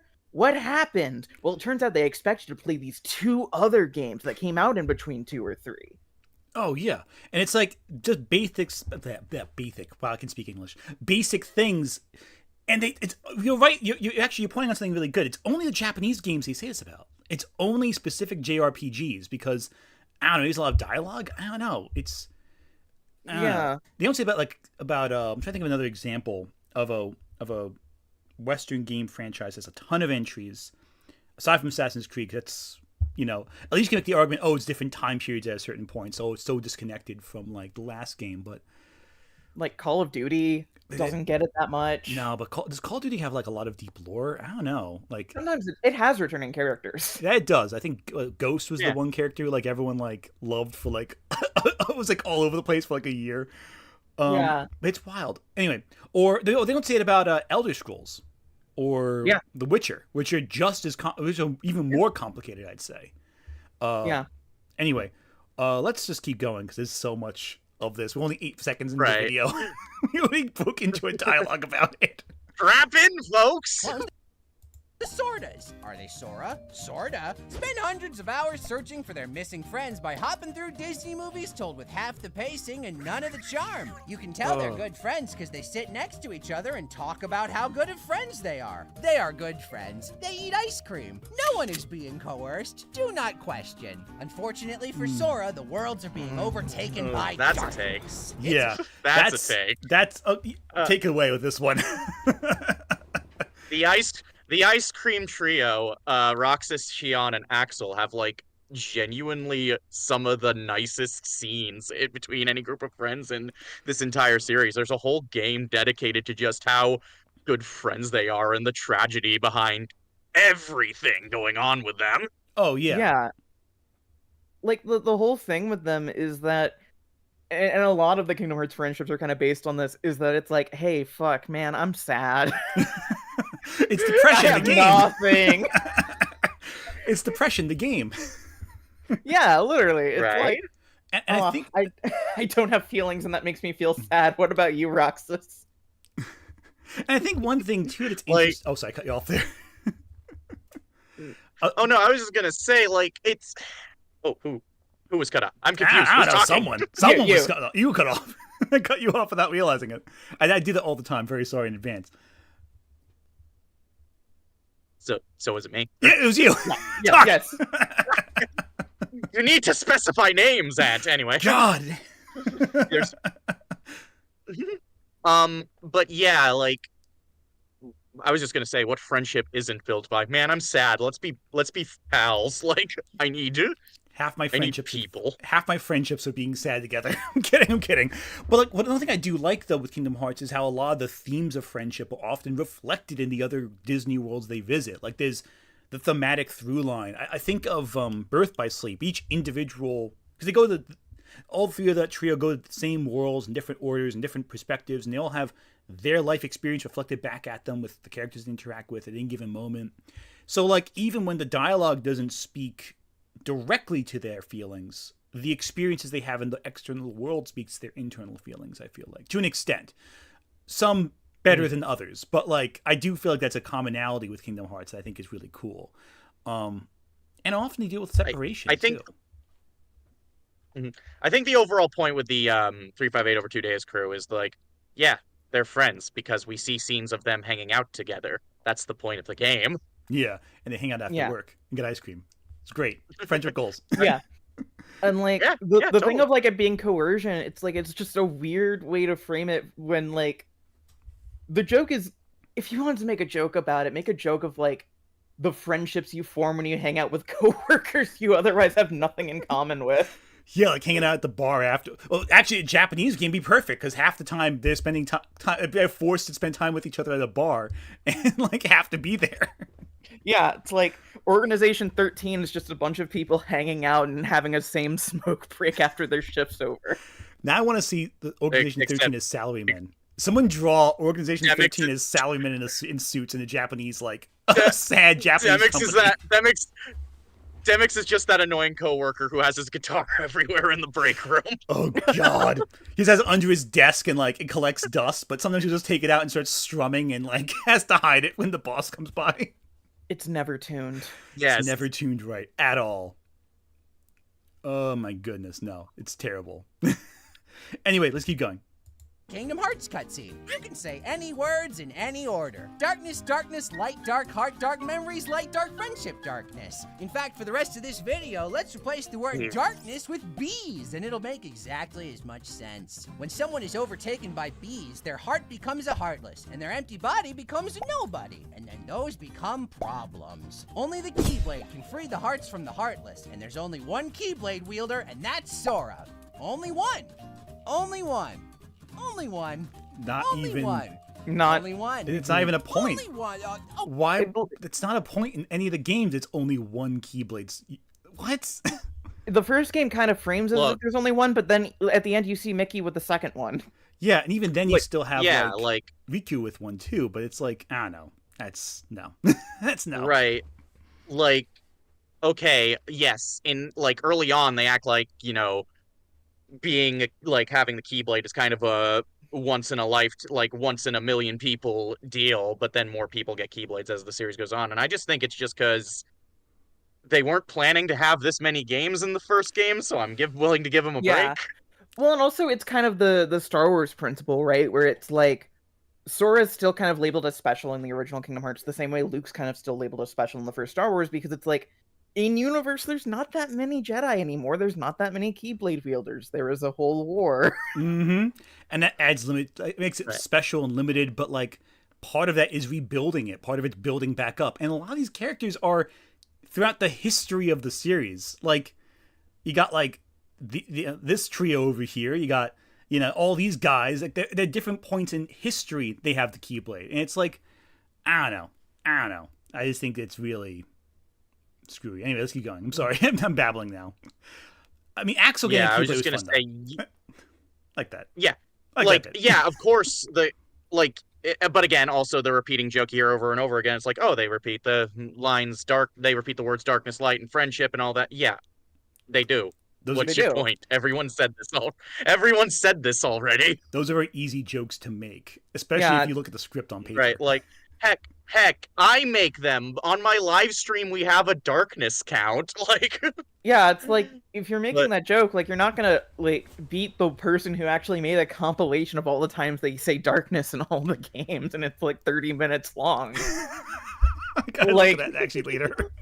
Like the joke's already been done, and furthermore, like yeah, they say it a lot, but also that's like I don't know. It's like why did they say the Force so much in Star Wars? Because it's a plot point. Right. I don't know. Like yeah, and like right, darkness is a core concept to the story. Of course, they say it a lot. Like same with light, friendship, all that stuff you mentioned. Also, these are like massive, like 30, 40, 50-hour games. If you look at every line that's reoccurring, yeah, you're gonna hear the same word a lot, multiple times. It's a long game, though sometimes more than Hey, you want to know what? You want to know another RPG that says hard a lot? Persona 5. I was gonna say.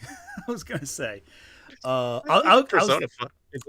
Persona 5 is one. Anyway, It's like you want to give Persona 5 crap for saying hard a bunch? I don't know. It's such a moot point. so the Phantom Thieves go and try to change their bees. change their bees.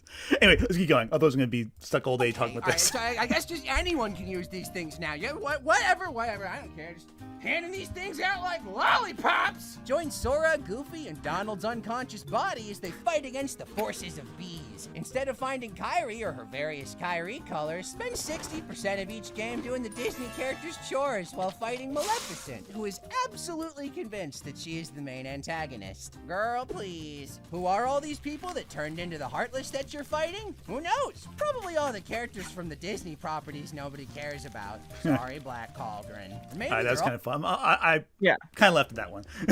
We need more Black Cauldron in these games.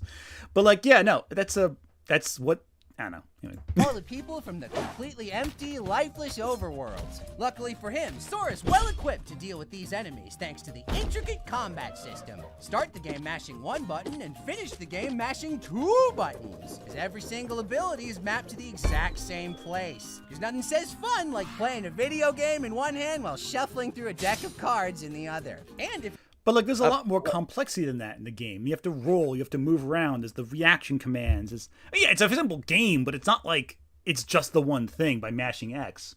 Anyway. Also, it's easy to understand, difficult to master. There we go. Yeah, and also the thing of like nothing's more fun than like playing with one hand and shuffling a deck of cards with the other. It's like that's a lot of games actually. One of the contenders game of the year is a card game. Was it Boldero? Is that how you say it? Balatro. Balatro. There we go. I only played it once, and I was like, "This is like gonna make me addicted to this if I keep playing this game." I was like, a friend was like, "Oh hey, play Balatro. It'll be a good time." I'm like, oh no, if I play this, I'm not gonna ever get any work done.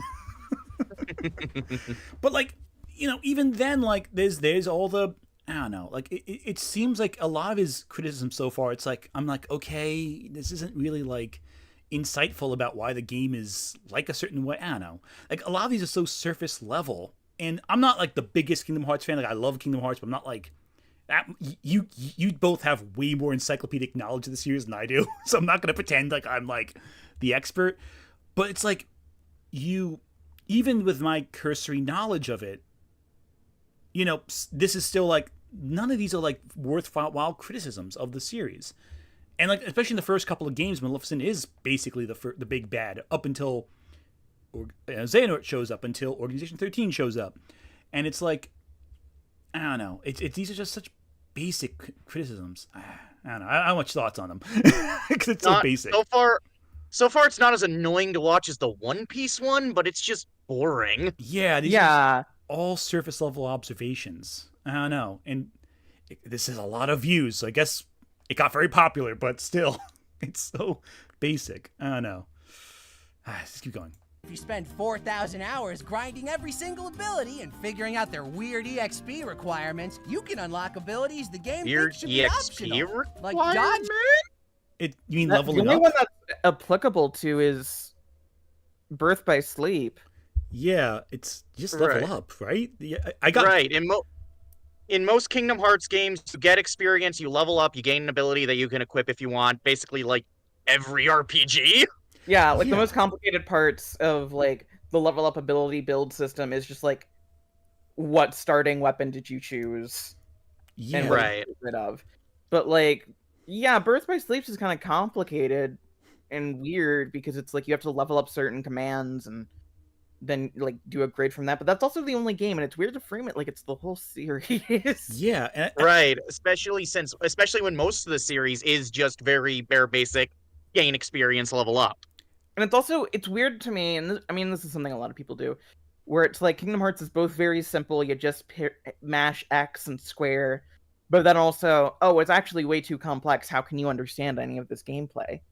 100%. And the thing that bothers me too, it's like JRPGs are known for having this really, sometimes very complicated systems of gameplay. Like I think of the sphere grid from Final Fantasy X, which itself isn't all that complicated either, but it is just more customization, more ability to kind of go in weird directions. Remember when I first played Final Fantasy X that I built all my characters were terrible because they just went in the wrong directions on the sphere grid and didn't go the right way. But it's like that right there, there's a way you can make a character really bad if you don't do it correctly. You have to have some sense of, okay, what direction do I want to go in? How do I build this character correctly? You play Dungeons and Dragons, there's all the complicated elements that you can level up as you go and add things. But Kingdom Hearts never struck me as like particularly difficult to figure out how to level up my characters. Like there's no ability, it's like very few abilities you have to worry about outside it. Again, aside from Birth by Sleep. Yeah, like the only time you're gonna have like difficulties with that is if you are like playing on critical mode and deliberately trying to give yourself like a challenge run sort of thing. Because that's when you actually have to learn like the mechanics of like, oh, why would I choose this Keyblade over another Keyblade? What sort of moves do I want to equip? How do I want to level up my drive forms? Stuff like that. Exactly. And it just seems to me like he's misrepresenting it again, or doesn't play a lot of good games. I think this ties in with a big thing I'm seeing with JelloApocalypse so far, is that he tends to act like it's so weird and wonky and doesn't make any sense, but really it's like, if you just play it the way it's intended, it's pretty straightforward. If you watch the show the way it's intended, it's pretty straightforward. I don't know. Well, actually, I do know. I really keep saying I don't know, but like I feel like I'm dodging at the point that everything he's saying is so surface level that it's kind of reducing what actually is going on. Like he's so like, oh, it's so weird, but like, is it really that weird?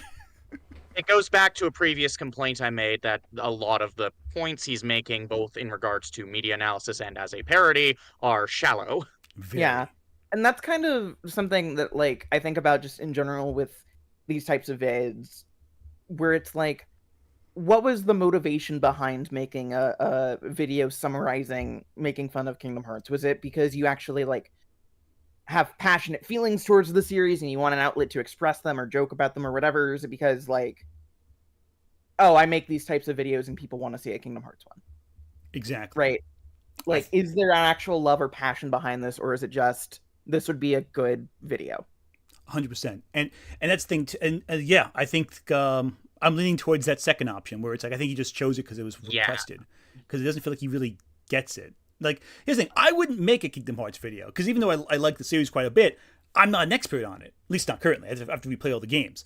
But, like, I also have the common sense to go, okay, you're going to get things wrong if you start talking about this. So just do your homework first. This feels like he just kind of was going off of memory and vibes and just kind of... I feel like with the One Piece video, there's a real vitriol to it. So I feel like that was driven more by anger than by, I guess I have to do this because of the algorithm. Whereas this feels more like, oh, well, Kingdom Hearts is popular. I guess I'm just going to feed the algorithm with this one. But I don't know. Unless he makes a really strange point halfway through. Is there a lingering question that you have after playing one of the games? Well, don't worry, because the rabid fan base always has the answer. It's just never satisfying. Despite not releasing a main game in 13 years. What? Also, what do you mean? Oh, wait, hold. Okay. There we go. I knew he was going to do something. That I knew it was going to come up. I knew he was going to do something to piss you all off. Okay, go at it. Okay, where do we start? Do we start with the no answers that are satisfying, or do we start with the 13 years without a mainline game? I think that no answers that are satisfying might be the more complicated answer to answer. Because if it's the 13 years, it's like there's all the other games, like Dream Drop Distance, Birth by Sleep. Those are like... Those are mainline games. Those are mainline games. They're not spin-offs. Like, no, they're not... Like, it's the plot continuing. It's not like they're... It's not like a side title. It's not like Pokemon Snap versus Pokemon Gold. It's like, no, this is a plot line. Yeah. So I can I can understand if someone initially saw them as spin-offs as they were coming out because they were on a billion different systems. I get that. I will understand that complaint at the time. But here's the thing. They did this really cool thing in the years leading up to Kingdom Hearts 3. Y'all want to know what it was? They were called HD collections. They put all the games on one system. Oh god. And also, like, it's one thing if it's like, because I know there was a lot of people who didn't play Chain of Memories between Kingdom Hearts 1 and Kingdom Hearts 2, because there was a lot of people who just didn't really know what Chain of Memories was. They thought it was just like a spin-off game that was like a retread of 1 on the Game Boy or whatever. And then we're confused when they picked up 2, and it's like, wait a second, this is a sequel to something I didn't know about. By the time you get to 4 games on non-console, like non-home consoles, yeah, it's kind of like a thing of like, well, you're just not keeping up with it. I don't know what to tell you. Yeah, Right. and I think the one issue was they kept moving different consoles. That was the one thing I think that threw me off when I was, because as a kid it's like, oh, I have a Game Boy Advance, I can play Chain of Memories just as easily. I know it's the next game in the series. Oh, Kingdom Hearts 2, I have a PS2 still, I can play that. When it got to like the DS versus the PSP, a lot of people were like, I guess some families can only buy one maybe, or they only bought one for their kids, so that might lose some people. Like, I stole my dad's PSP to play Birth by Sleep the first time. Oh, there we go. Most of my birthday wish list items were just consoles to play new Kingdom Hearts games. Exactly. I remember like having a 1,000-yard stare when they announced the Vita and being like, am I gonna have to buy one of these days? Oh god, yeah, no, the Vita was I have it. Rarely ever used it. I had one too, but now all the games, the very few games I bother playing, are now on other consoles, so I don't use it anymore. I bought the PS TV, like the little like home console version of the Vita, for like $20 because I wanted to play Persona 4 Golden back in 2017, and then they ported it to anything anyway. So it's almost like pointless, almost, right? That was the only thing I ever had for it. The only reason why I still have it is just because it's kind of a rare, fun little tidbit. I have a buddy who keeps his Vita around just because he can hack it and play all the hacked games on it, like from the Saturn and all that. But just again, you can do it with any console. Like I guess the Vita might be more hackable because it was not supported as much, I guess. But like, I don't know, seems weird. But yeah. The point is, yes, the games were on different consoles, and it was hard to keep up because, you had to get completely new different pieces of hardware just to get the game to witness the next chapter of the story. I get that complaint, but I feel like recent years with the HD collections have made that point kind of moot. Yeah, like, by the time Kingdom Hearts 3 came out in 2019, it had been 5, almost 6 years since they did the first HD collection. Yeah, and this was done 6 years ago, so this would have been, what, 2018, 2019? So, he would have had the HD collection already. So it's like, all the games collected. It's this old complaint is no longer applicable in... And also, a person coming to play the games right now, it's all now in one package. Like, I bought all the games on Steam in, like, one package, and it was like, right there. It's all there in one place. Yeah, it's like, honestly, Kingdom Hearts is one of the easiest game franchises to get into right now because of the fact that it's like, where do I start? What all games do I play? Mm-hmm. Yeah. Just buy the collection, go down release order, you're good. You don't have to think too hard about it. I'll say this, the timeline for Kingdom Hearts is easier to follow than the timeline for Zelda, so you got that going for us at least. Yeah. That's fair. Now, about the no questions ever being answered, I feel like you both were, like, raging at that one. Yes, the games leave questions with each entry, but duh? They get filled up in follow-up entry. I feel like if you're making a long series of games, it's important that each one has questions so that you'll be interested to play the next game. That's just how sequels work. Yeah. Motivating to buy next games. What are you talking about? That's crazy. And like the weird thing is that he used the example of like the fans will explain to you like with an unsatisfying answer, and the example is like explaining the recusant symbol or whatever it's called. The thing where it's like if you have an X on your clothing or an X on your outfit, it means Xehanort can track you. and you're like fit for possession or something. Mm. And it's like, that's explained very clearly in the game that introduces that concept. Right, that wasn't something they left as a mystery for the next game to follow. That's something that was brought up and resolved within the game it was brought up. Yeah, like, the thing about it is that it's kind of cool, actually, because then you go back and you're like, wow, okay, yeah, these characters all had X's on their clothing. That's kind of neat to think about in retrospect. And that's again an idea established in the game, ties in with the plot of the game, and isn't like some obscure Wikipedia. It's not like with One Piece where you have to go back and like look at panels and individual chapters and go, okay, this one plot point was established all this way back and ties into here. It's in the game and resolved in the game. So it's like, again, having just gotten back from the One Piece video, my brain is still in that mindset. It's like, this doesn't seem very complicated. And even in hindsight. It isn't. Like, I don't think there's a lot of unanswered questions in Kingdom Hearts. Even like when there are cliffhangers, they don't feel unanswered to me. They just feel like, oh damn, what's gonna happen next? Like, right, it feels more like they're building up something more to be explained and not necessarily not giving you answers. Yeah. In fact, I think if Kingdom Hearts is a problem with anything, it's over-explaining at times. Yeah. I remember when 100%. I first played the first Kingdom Hearts game. You got to the deep dive, the other side of the story sequence at the end of the game.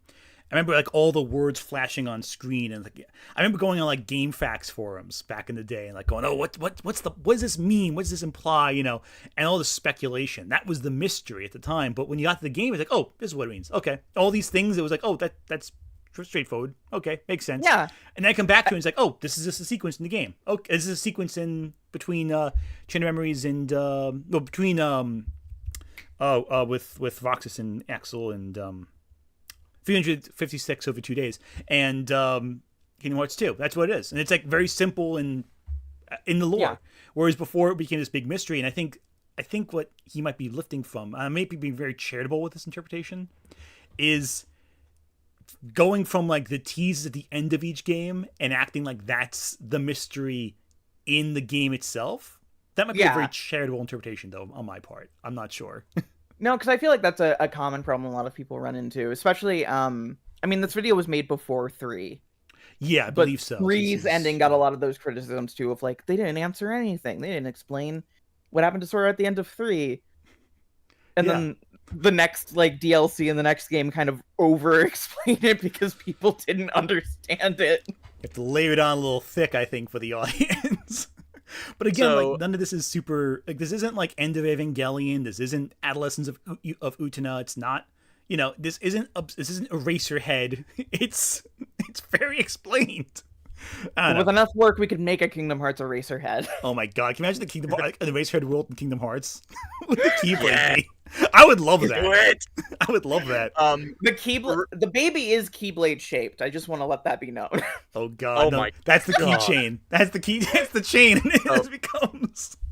So real quick before we continue, I want to tell a funny story. Like from yesterday, I did a post yesterday on my Blue Sky where I said, at the risk of like sounding like I'm throwing shade, the people who were complaining about JelloApocalypse One Piece video, the real like nothing they said about it is anything new for the guy. And I was a bit worried because I have like I'm not huge in the voice acting scene. I'm pretty much in my comfortable corner of indie work. But I am friends with a few people who are who do pretty big work in the industry. So I was a bit worried, okay, is this a bad thing to say? Because I know Jello is a part of that industry. It's like, could this possibly cost me work in the future by saying this? And then right as I thought it, my friend Austin, who voices in stuff like Final Fantasy VII Remake, P3 Reload, and all that, suddenly comments and said, I hated JelloApocalypse before it was cool.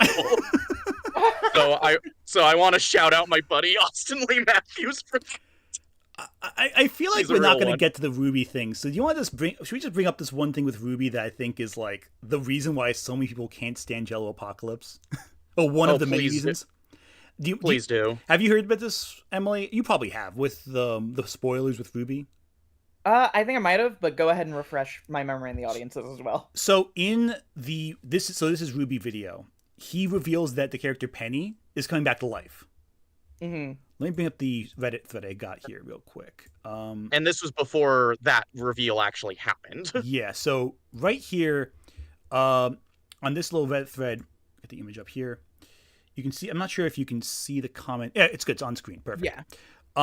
Basically, someone mentioned, oh, hey, how did he predict that Penny would come back? And the fans were kind of like, oh, it's because the writing is so predictable. Clearly, Jello just figured it out. And his response is, honestly, it's because I live in Texas and I auditioned for the show. Some of the audition packets have mild spoilers in them.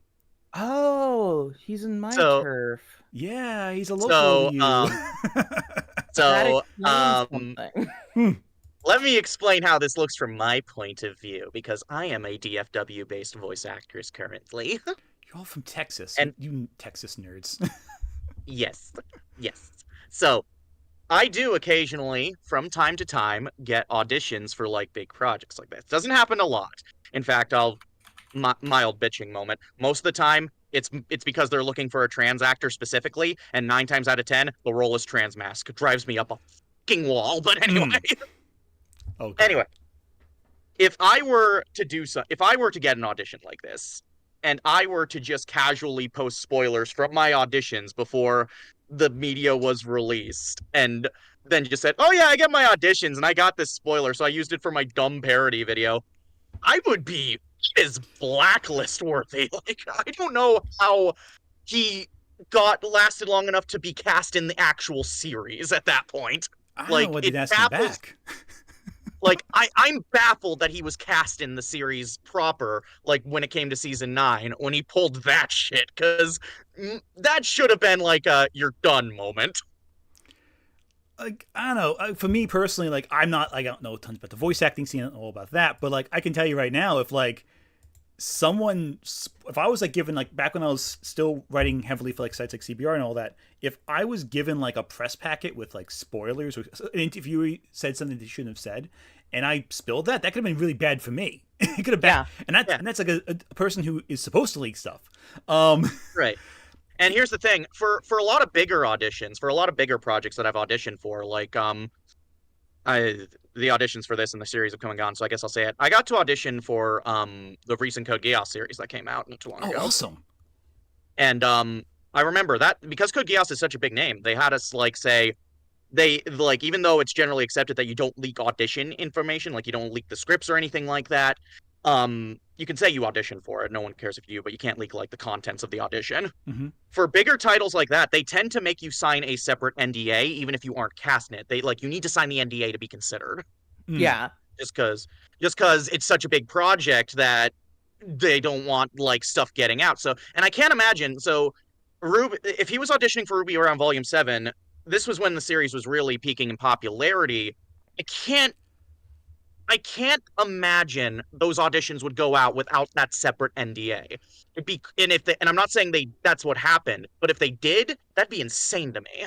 Yeah, like, I know Ghost Youth was messily run, but, like, that, not including NDAs for that kind of stuff, for a project that high profile, that sounds bizarre to me if that was the case. So yeah. Sorry, I was gonna go with my. No, go for it. Go for it. Go with the vibe. It's all good. So back in October, I did some quality control freelance work, where I gave some feedback on the audiobook of Wind and Truth, which is the new Stormlight Archives book that just came out this weekend. Awesome. And that was my introduction to Stormlight, which was a fucking wild way to get introduced to it. It was on book 5 and an advanced reader copy. And so they gave me the full PDF of the book, and they gave me a section of the audiobook to, like, go through and, like, compare and stuff like that. And even though I didn't sign an NDA, I kept quiet about the fact that I even did any audiobook work public, because it's like, the last thing I want is to make myself look bad by leaking information. And you want to be asked back for another job, too. You know? Yeah. Right. Because I like to do things, actually. Mm-hmm. And like, what reputation would someone get if they just leak things given in confidence in private? It's blows my mind that he was asked back. Right. Like, there are plenty of stuff I voice in that don't have NDAs attached to them, but it's generally safe to assume that obviously they don't want you talking about them. So even if they don't have me sign something, I'm going to keep my mouth shut until they say I can say something. Mm-hmm. because that's just a general professional thing to do in any career. So I'm baffled that he did something like this. Oh God, yeah, no, it's ridiculous. I find that completely stunning and ridiculous. Just, ugh. But yeah, that's the reason why there's no other place to put it in this video. So it is stream, so I'm gonna bring it up right now. That was a big point of contention. That and the lovely complex thing, but that's a whole other discussion. I'm not even sure if we're gonna get to that tonight. I thought we would, but we got sidetracked in this. I do want to talk about about Jibli at some point too. Anyway, let's get through Kingdom Hearts. Yeah. Fans have stayed true thanks to some genuinely great boss fights, memorable music, and a few other things. Yes, that's valid. Yeah. That's valid. Join the hype and get excited. Okay, maybe not that part. Okay, never mind. Not valid anymore. Never mind. You almost had a point there, man. But dang, you threw that right in the trash. Wow, he really was like teasing us, just like those ships. That's sailing hey! And I'm sorry. Oh my God. I'm bisexual. Oh my God. I just had occasionally. I had just the most random thought, and it's the most. Oh my God. Mm-hmm. There's a sick, twisted, morbidly curious part of me that wants to see what would happen if he made a video on either Inanimate Insanity or just object shows in general, because I want to get in on that. Because if that happened, Ant, you need to start another stream and drag me in for that one. I will drag you if anything of Inanimate Insanity comes up. I will drag your butt in here because of your personal experience with it. You need a voice actor approved critique here. Well, from a first-hand experience, especially considering you were in that. yeah. Like, would be. But Anyway. no, I don't know. Whenever I see bad media analysis, I was like, oh God, what would happen if one of these guys like watched or played something I was in? How would I feel at that point? Probably rough, I'd imagine. Probably not Yeah, great. Probably. Anyway, let's get back to Kingdom Hearts. For the new worlds Disney's acquired through their cutthroat business practices. Neither of those have And watch the Neither have nostalgia happened. crumble No. around. I don't think they've. Do you think? I don't think any of the like Disney acquisition franchises or like studio properties have appeared in Kingdom Hearts. It's always either been mainline Disney animated canon or Pixar. I guess Pixar may count as one. I guess. Maybe? The closest they've gotten to Marvel is KH3 had Big Hero 6, but that's always been a weird area. So I mean, yeah, that's still like a Disney animated film rather than like a Marvel Studios thing. Right. Yeah, I know Marvel like co-signed it. I'm not really sure if it's technically Marvel Studios adjacent at all. I think it was like Marvel Comics they licensed it from because it's a different division. Because otherwise you'd have to have Kevin Feige like overseeing with his like Marvel snipers over everything. It's a whole different thing. Like. Even like I think the closest, but like no, because like Nightmare Before Christmas is technically Touchstone, but that's still Disney, and that's just Disney with their like Nick at Night branding. Yeah, Touchstone was opened by Disney. It would be like if Anastasia showed up in Disney. I could see Anastasia conceivably happening, but like they already have Christopher Lloyd playing a playing a role in Kingdom Hearts. Let's have him back again. It's fine. He'll work. But yeah, no, like I cannot imagine. Also, I can't imagine Disney now, especially with the Star Wars fandom the way it is, ever just wanting a headache.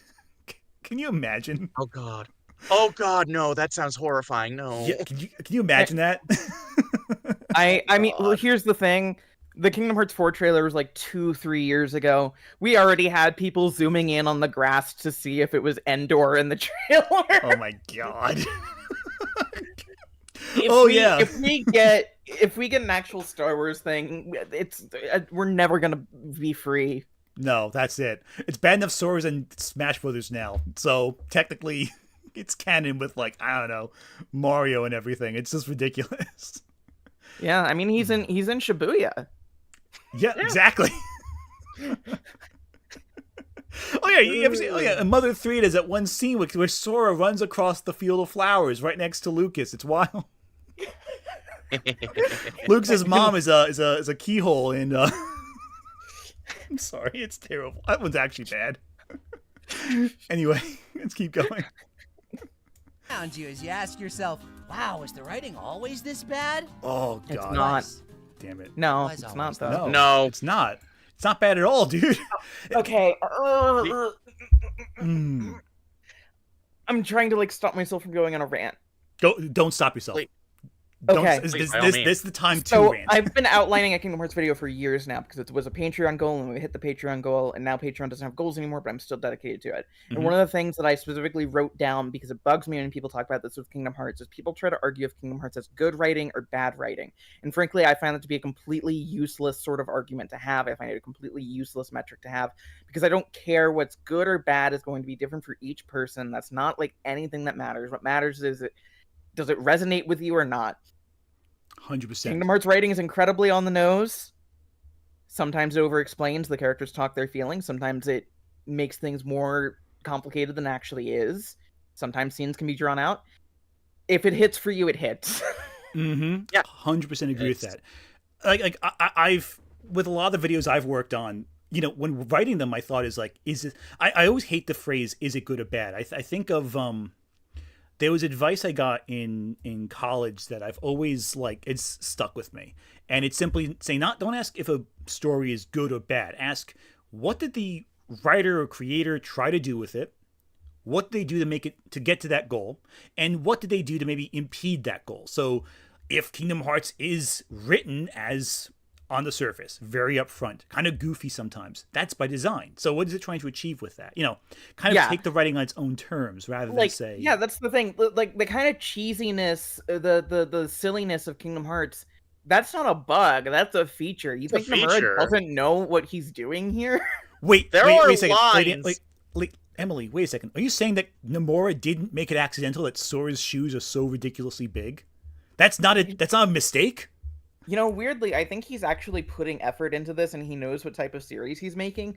It's always just so weird to me when people say this about Kingdom Hearts because it's like if you were watching JoJo and being like, man, this is weird. Doesn't the Rocky know how weird it is?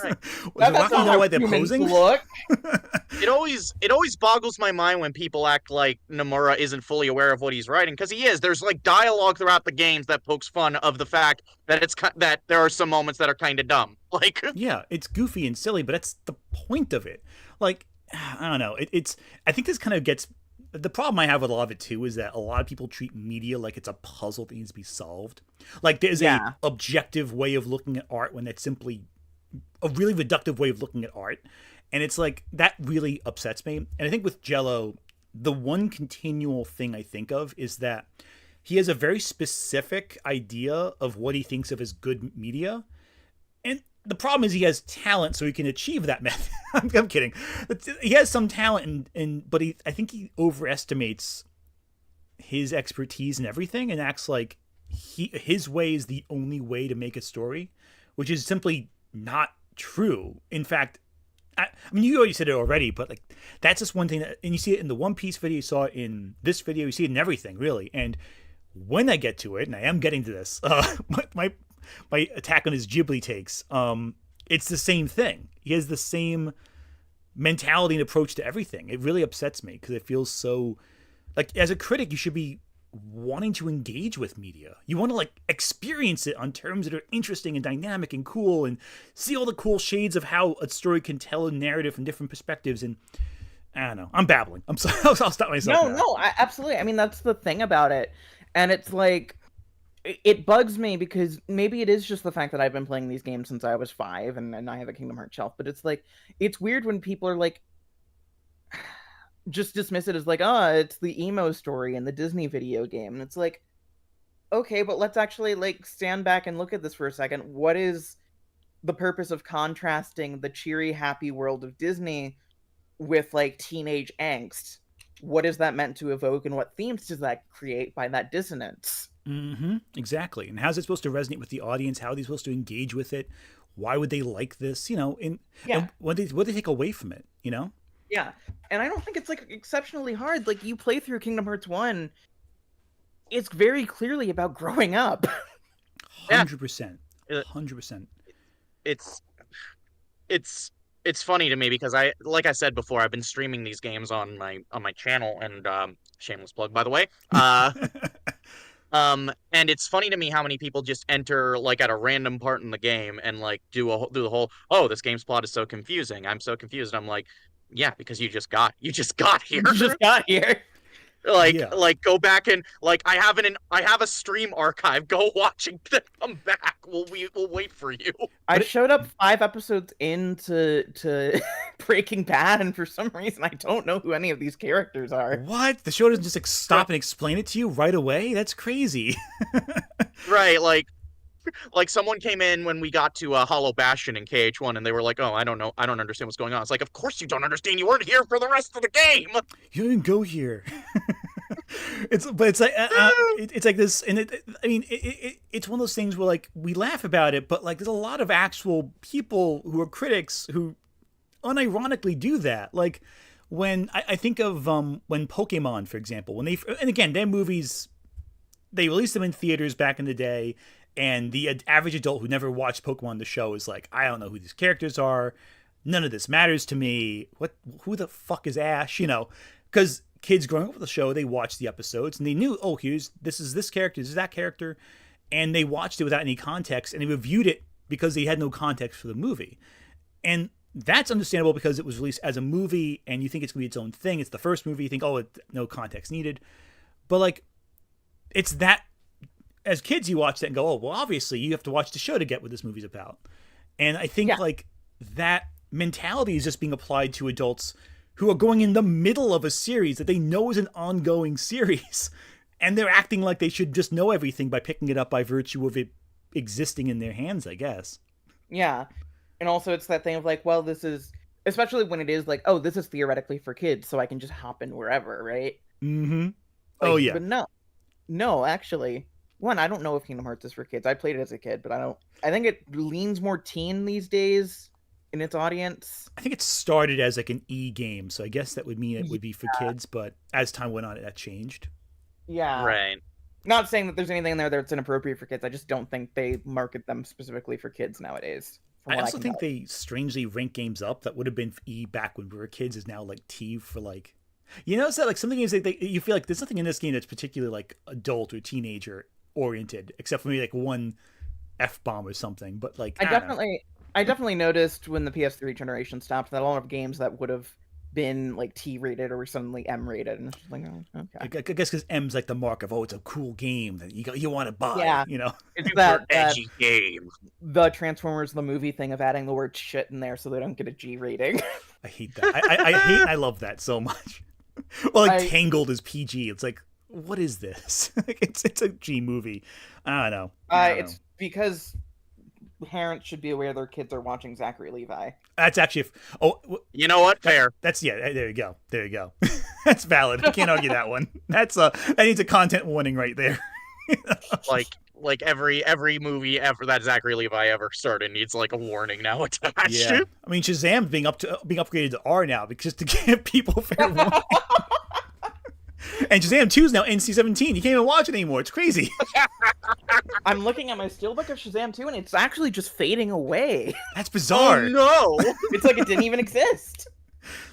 Shazam 2 wasn't that bad. I mean, I don't know. It's not that bad. It's just a movie that, like, you watch and then you go, wow. That was a film I saw. I did pay money for this in theaters. Yeah. And then you go, and then the hamburger you have afterwards is, like, more memorable than the film itself. Yeah, it was one of those where it's like, it's literally a theatrical film, but it feels like Return of Jafar Core, where it's like, oh yeah, I guess they made a sequel to Shazam. You know, I actually now can't unsee that connection. It does feel a lot like Return of Jafar in terms of style. Anyway, do we want to continue? Yeah. Let's finish this one up. Yeah. Oh dear God, what is going on? What are you doing? Why? Ignore the light, Sora. The bees are nothing to fear. Control them! Channel them! Become a beekeeper. Now, see, this will never happen because Disney hates the Muppets now. Yeah. Unfortunately, this will never happen. Someone put this on poorly aged things. Seriously. Oh, God, yeah. All this power and more! Yay! It's Goofy! They put bugs in him! Goofy, why would you betray us? This is horrifying. This is terrifying. It's actually frightening. The Goofy you know is gone. I'm a boy Gooks. I don't need friends. I've been manipulating you since the start. Also, I can something Keyblade. No way! I don't believe it!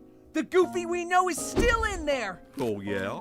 Watch me remove the subtitles so nobody can understand Donald anymore.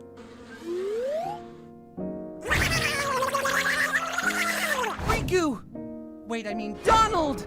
You see, in the 10 seconds I was dead in Kingdom Hearts 2, Xemnas came by and replaced my body with a digital double. And turned the real me into a Oh, baby, don't go. Simple and clean is the way that you're. Was any of that funny? Not really. No, not in the least. It was very. I feel like I lost a brain cell or two. I think about 10. I think I lost Which is exactly funny 10. because I've always been under the impression that my partner and I shared one. You're negative. No. Oh no, Jordan! If you're still in the chat, I'm so sorry. I lost the brain cell. God. I was just staring off into space. That was just really bad. That's the video. That's the end of it. That's the end? That's how it... It's just credits, yeah. That's how he thought. It's just ad sponsorship for Verve. Verve! Oh my god! That's the most nostalgic part of this video. Yeah, remember Verve? I can't wait to watch my favorite Verve shows. Yeah, like RWBY. Or... Like RWBY and My Brother and Me. Oh god, I forgot that was on there. Or Final Space. Was that on Verve? I don't even remember. There's like a clip right here, it looks like. 1 second. And now. Hey kid, playing games on your phone? This is a DS. Ooh, what is that? Pokemon Blue? Pokemon Sun and Moon. Wow, they went to the moon, huh? Please go away. That's also not funny. Like, that wasn't really smart. Like, none of it's particularly funny. I don't get the... Oh, well, because it's because Marluxia is feminine. Oh. Yeah, I was like, was that a stereotype joke? I was lost that went over for a my second. head. That completely flew over my head if that's the joke. Like, I get what he's referencing, which is the fact that, like, in the Marluxia boss fight in the data battles, he will, like, grab shoulder and whisper to him. But also, you don't know what he's saying, and he's also about to kick your ass. Yeah, no, that's I don't know how I feel about that one. I don't think that joke's very funny at all. No, this entire video was not very funny. It just kind of hurt me on a spiritual level, and it's one of his most widely viewed videos. Oh, yeah, this is basically Ace Attorney. Want to do that one? Oh, no, don't make me sit through the Ace Attorney one. It's gonna make me so mad, so we should watch it. That's a fair. Okay, that's fair. But let me propose an alternative. Oh, if you're still up for joining us, Emily, for more of this pain, if you really want to. Sure. I was going. One thing I wanted to do from the beginning, if you're interested in it, was look at his Jibli video. Oh God. Yeah. Oh. Yeah. So we'd have to do that one quick because I'm starting to get drained. So. Oh yeah, I think we'll end it after. I think I'll end the entire stream after this one because I can't endure anymore. If you're up for it, Emily, by the way. Yeah, sure. All right, cool. Okay. Cool. Let me just read through a few super chats real quick because I think there's less this time, thankfully. Oh God, there's so many of these. I'll read them at the very end. So that we can end on a reasonable time and I don't keep you guys. Right, and I can hop out when we're done. Yeah, no, I don't want to. You both are fantastic, and I don't want to keep you all here forever. So I'll read super chats at the very end of the stream. This is the one that pissed me off the most. And I kept in the thumbnail, so I have to include it somewhere here. So hey, it's time for another marathon review, and this time we're doing Studio Ghibli. By the way, this is not him as This is supposedly him as a human being just talking regularly. Oh, finally. So he's not... Oh, so this isn't the character anymore of JelloApocalypse. No, this is him authentically. And there's a reason why I wanted to select this one, because it actually got me extremely pissed off when I first saw it. So... Oh, boy. I know which bits you're talking about, and I think they're the same ones that annoy me about this. So, Lady Emily, what is your experience with Jibli? I'm assuming the same as all of us. I have not seen every Ghibli film. I'm looking at my Ghibli shelf right now. I've seen Mononoke, Kiki, Spirited Away, Howl's Moving Castle, Ponyo, Boy and the Heron. And those are the ones I've seen. But I'm aware of Ghibli as like a cultural institution, all that. Like obviously I know Totoro and Nausicaa. I just haven't watched them yet. So I'm familiar with them. I think they're quite good. I think there's a lot of really beautiful stuff in there. A lot of genuine emotion. Really can't praise them enough. Hey, sounds good to me. You're not going to appreciate just how bad something he's going to say is, but I'm sure you can pick up on context clues. Based on my rage, what you're about to see. I'm very sorry about this, by the way. You're not the only one who's going to rage. I've seen every Ghibli film. So yeah, same. This is pre-Boy and the Heron, so it's the only one that's not included. I don't think. And I don't think. I don't think the other one they did the CG one. Earwig. Yeah, I don't think that's on here either. Okay, so everything up to when Marnie was there. Yep, when Marnie was there, last one. Who knows? It's an Italian word for an African win used by a Japanese studio, and I'm American. We're all doomed. I'm gonna pronounce it Jibli. You might know Studio Ghibli from their critically acclaimed films like My Neighbor Totoro and Spirited Away, or from their DVDs where you pop it in and for some reason John Lasseter's there. And that's he's like, aged badly. Hi, I'm Pixar's John Lasseter. You're about to watch an okay, I'll be reviewing every Studio Ghibli I film remember. in 10 words or less. I will say I do remember those intros. 100%. They were uncomfortable. Yeah, in hindsight, they get more uncomfortable as time goes on. I think that's aged like sour milk. Yeah. Films that aren't technically Ghibli, but they have a lot of overlap in their production staff, so I'm just including them for good measure. As usual, the films are rated on a scale of 1 to 10, and if you want a more in-depth look at my review system, you should check out my pick. I'm not gonna risk that copyright strike, which means that instead of nice movie footage for my reviews, I'm just gonna use little doodles. I hope that's okay. I tried my best. So, without further ado, here is every Studio Ghibli film in 10 words or less. If this movie were a sound, it would be boring. This is the only post-apocalyptic film that I like. Luke, What? What? Yeah. You Wait, get my what pain. What? You get my pain, right? Let me go back that. Sound, it would be boring. This is the only post-apocalyptic film that I like. Luke, what is wrong with you? What is that? What does that mean? Oh, the rage is coming back. I knew this pissed me off so quickly. Can I just say I don't like this format generally for reviewing stuff. It's just oversimplified, weird. Right? Yeah, it's weird and I don't like it. No, it's pretty bad. It's not good. It's not good. I just like it reminds me of when you scroll through someone's Letterboxd and instead of reviewing movies, they just want to make like quick quips. Yeah, this is pre-letterboxed. Like this whole video is that. It gets so much worse. Okay, but let's keep going. Luke Castle in the Skywalker wants to blow up everything. Coming up on your left, it's adorable childhood whimsy. Okay. And on your right, it's children dying for 2 hours. Feels weird giving that a number rating. I don't know. Oh, I didn't even realize those were supposed to be number ratings. I thought they were just the order. Nope, they're number ratings, which means everything's been like basically eights, except for this one, which is a 7. I guess he marked points down for the dead children. It was originally going to be a 9, but he knocked it down 2 points for each dead child. Yeah, exactly. It's terrible. That's awful, but also accurate, probably. Also, this is one of the best Ghibli films, in my opinion, so I disagree with him already. It's not fun to watch, but it's amazing. Anyway. Yeah. Watch the uncut Phil Hartman English dub. It's the best. Oh, that's a... Okay. Okay, here we go. So, I disagree. The uncut Phil Hartman dub is very annoying for me, personally. Yeah, no. I think it sucks that you can't really get it easily anymore, but... Oh yeah, I agree. But like, it also changes the ending of Kiki. Like, it changes the actual end, how the movie ends. Right, and that's what I don't like about it. It undermines the entire message of the film anyway. But this one pissed me off too for different reasons. Still eating that pineapple. 10 minutes on that pineapple now. It's not 10 minutes. It's not even a 10-minute scene. It's like they eat pineapple for a couple minutes. It's like, oh hey, we're getting pineapple for like dinner. It's gonna be so cool. We never get this before. Fresh pineapple, and they're just chewing it for a bit and like, oh, this kind of sucks actually. Right. That's the scene. It's a scene meant to establish the idea of like childhood expectations versus reality with something small, but kind of gets bigger. Like each situation the character goes through kind of gets bigger and bigger as it goes on. Yeah, and it's like a story about humanity and just people living their life and being people. It's like the way the movie is structured. It feels like it's like a bunch of like stories and vignettes that a family would tell themselves. You know what I mean? Like just, and it's like a small little family story, and Jello apparently is bored by that, evidently. So this movie's great. I wish it had an ending. Oh, Your high school God, no. crush is problematic. It did have an ending. An ending. It ends. The whole plot ends. Porco Rosso did have an ending. Like, was that mean, Jello?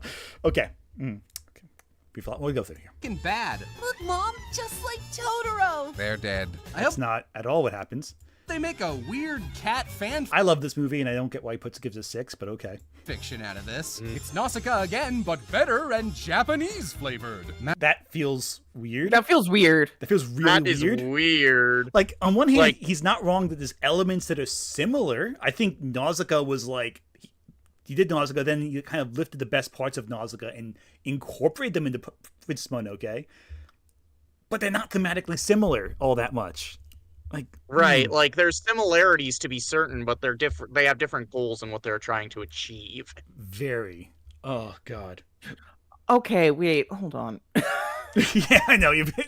Now it's starting to hit you how bad this video is.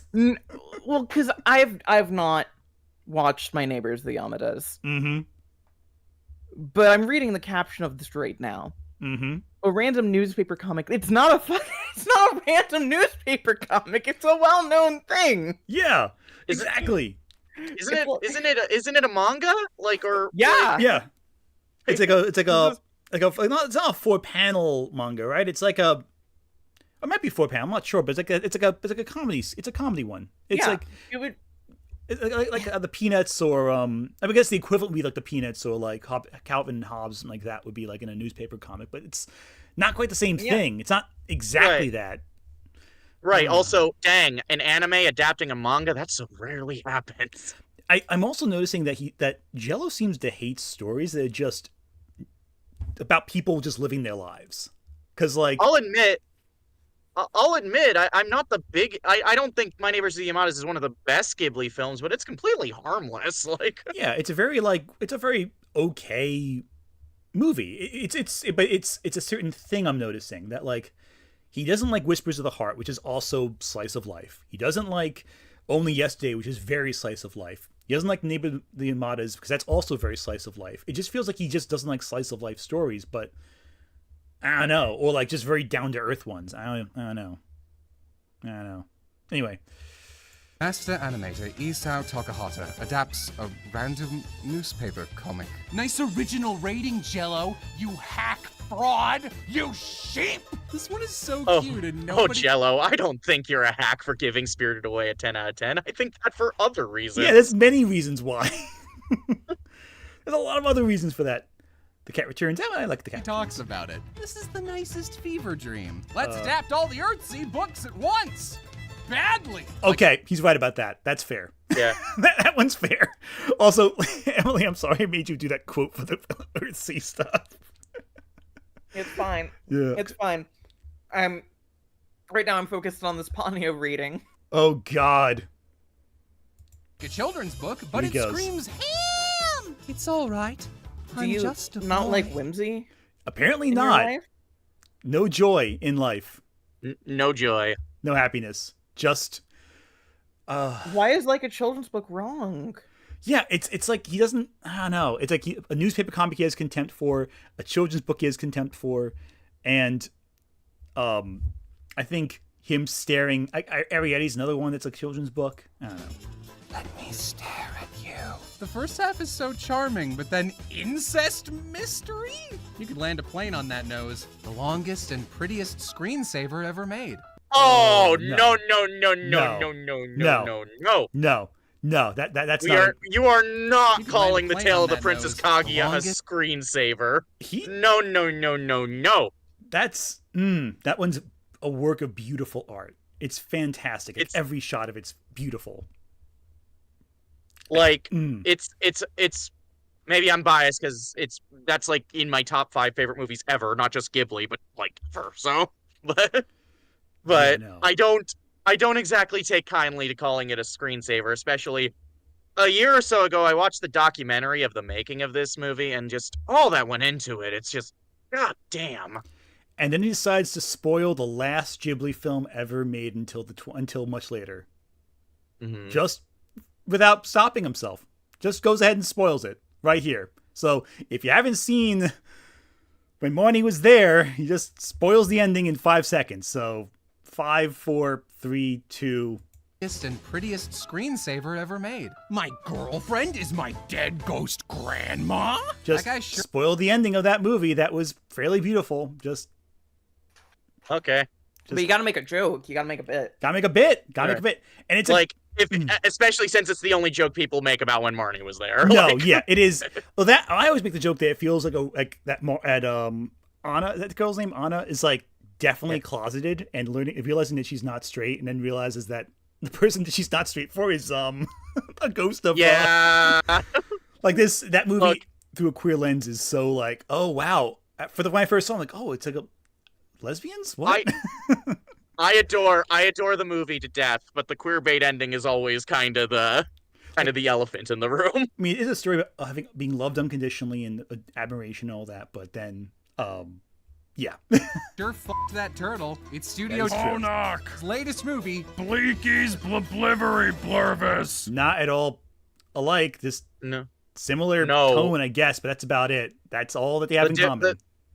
All they have in common is that it's a witch child. But the pacing of the plot, the structure, and nothing whatsoever like otherwise.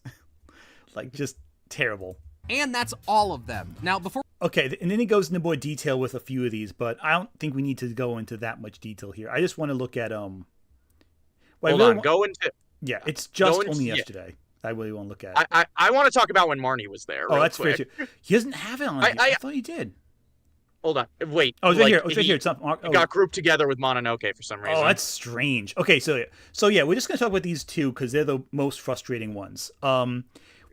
So, okay.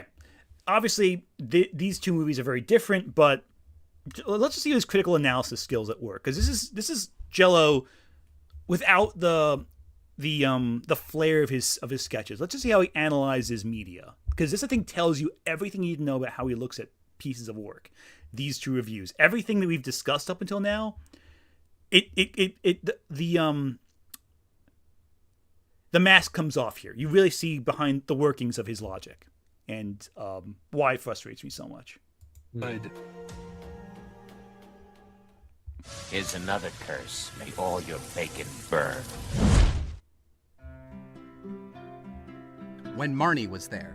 Hi, my name's Anna. I'm reserved and bitter, and there's nothing else to me. Want to know why I hate my two sets of loving guardians and am mean to everyone all the time? It's a spoiler. Just kidding, it's that I saw my foster mother getting a welfare check for taking care of me. But you don't find that out for an hour because the movie wants to pretend that twist will make up for me being a bitch. Because it's a mystery. Yeah. They don't tell you right away why Anna is having like this disdain for her foster parents, because it's like telling you outright would make it not interesting. What I have an issue with this is that the beginning of the story is Anna being depressed. A character is sad and depressed, sitting like alone, isolates herself from everyone else, and only starts coming out of her shell when she feels unconditionally loved. And they frame that as though, oh hey, she's just a jerk who doesn't like people, and it's a twist as to why she's a jerk, but no, it's like, it's obvious she's depressed. Like, it's not... Right. The movie's very much about, like, the main character very clearly suffers from depression, and I think When Marnie Was There is probably one of the best depictions of that, in my opinion, because it feels very real. Like, yeah, very real. There are times where the character does some shitty things. There's a point in the movie where this character's nice to her and she's awful back to her, but very rude to her. Yeah, it makes sense given what the character is going through, because as like, you know, when we suffer from depression, we often want people to see us like as we see ourselves in that moment, and so we do what we can to in that moment we might do what we can to make sure they see us in that low. And it just feels really weird that... Oh, sorry. Okay, off. I'm so sorry. Yeah, like kind of as a twisted form of self-justification. Yeah, no, and it feels weird that like he boils this down to like, oh, she's just a jerk, she's a bitch, and That's it. No analysis as to why her depression plays a role in her character. Doesn't take time to understand what this influences on the plot. Just, oh, she's a jerk. Screw her. Weird. Mysterious ghost girl who does nothing interesting the whole movie besides definitely flirting with me and making you wonder what her deal is. And guess what? Her deal is child abuse. Yay! That's him without the character playing. My God, it's so weird how he's basically kind of minimizing issues that the movie covers. Like in this, it feels weird to me. Like it feels gross to minimize two characters going through depression and child abuse respectfully, and like just trivialize it to, oh, these characters are either unlikable or boring. Now, Emily, hearing this, does this change your perspective of Jello's analytic skills thus far, or does it make everything come into perspective as to how he seems to think with media? You know, it actually fits what I already suspected. Yeah, that he's just incurious and doesn't like to engage with media and just kind of has his presumptions about what the thing is to begin with and just goes from there. Or am I on the wrong track with that one?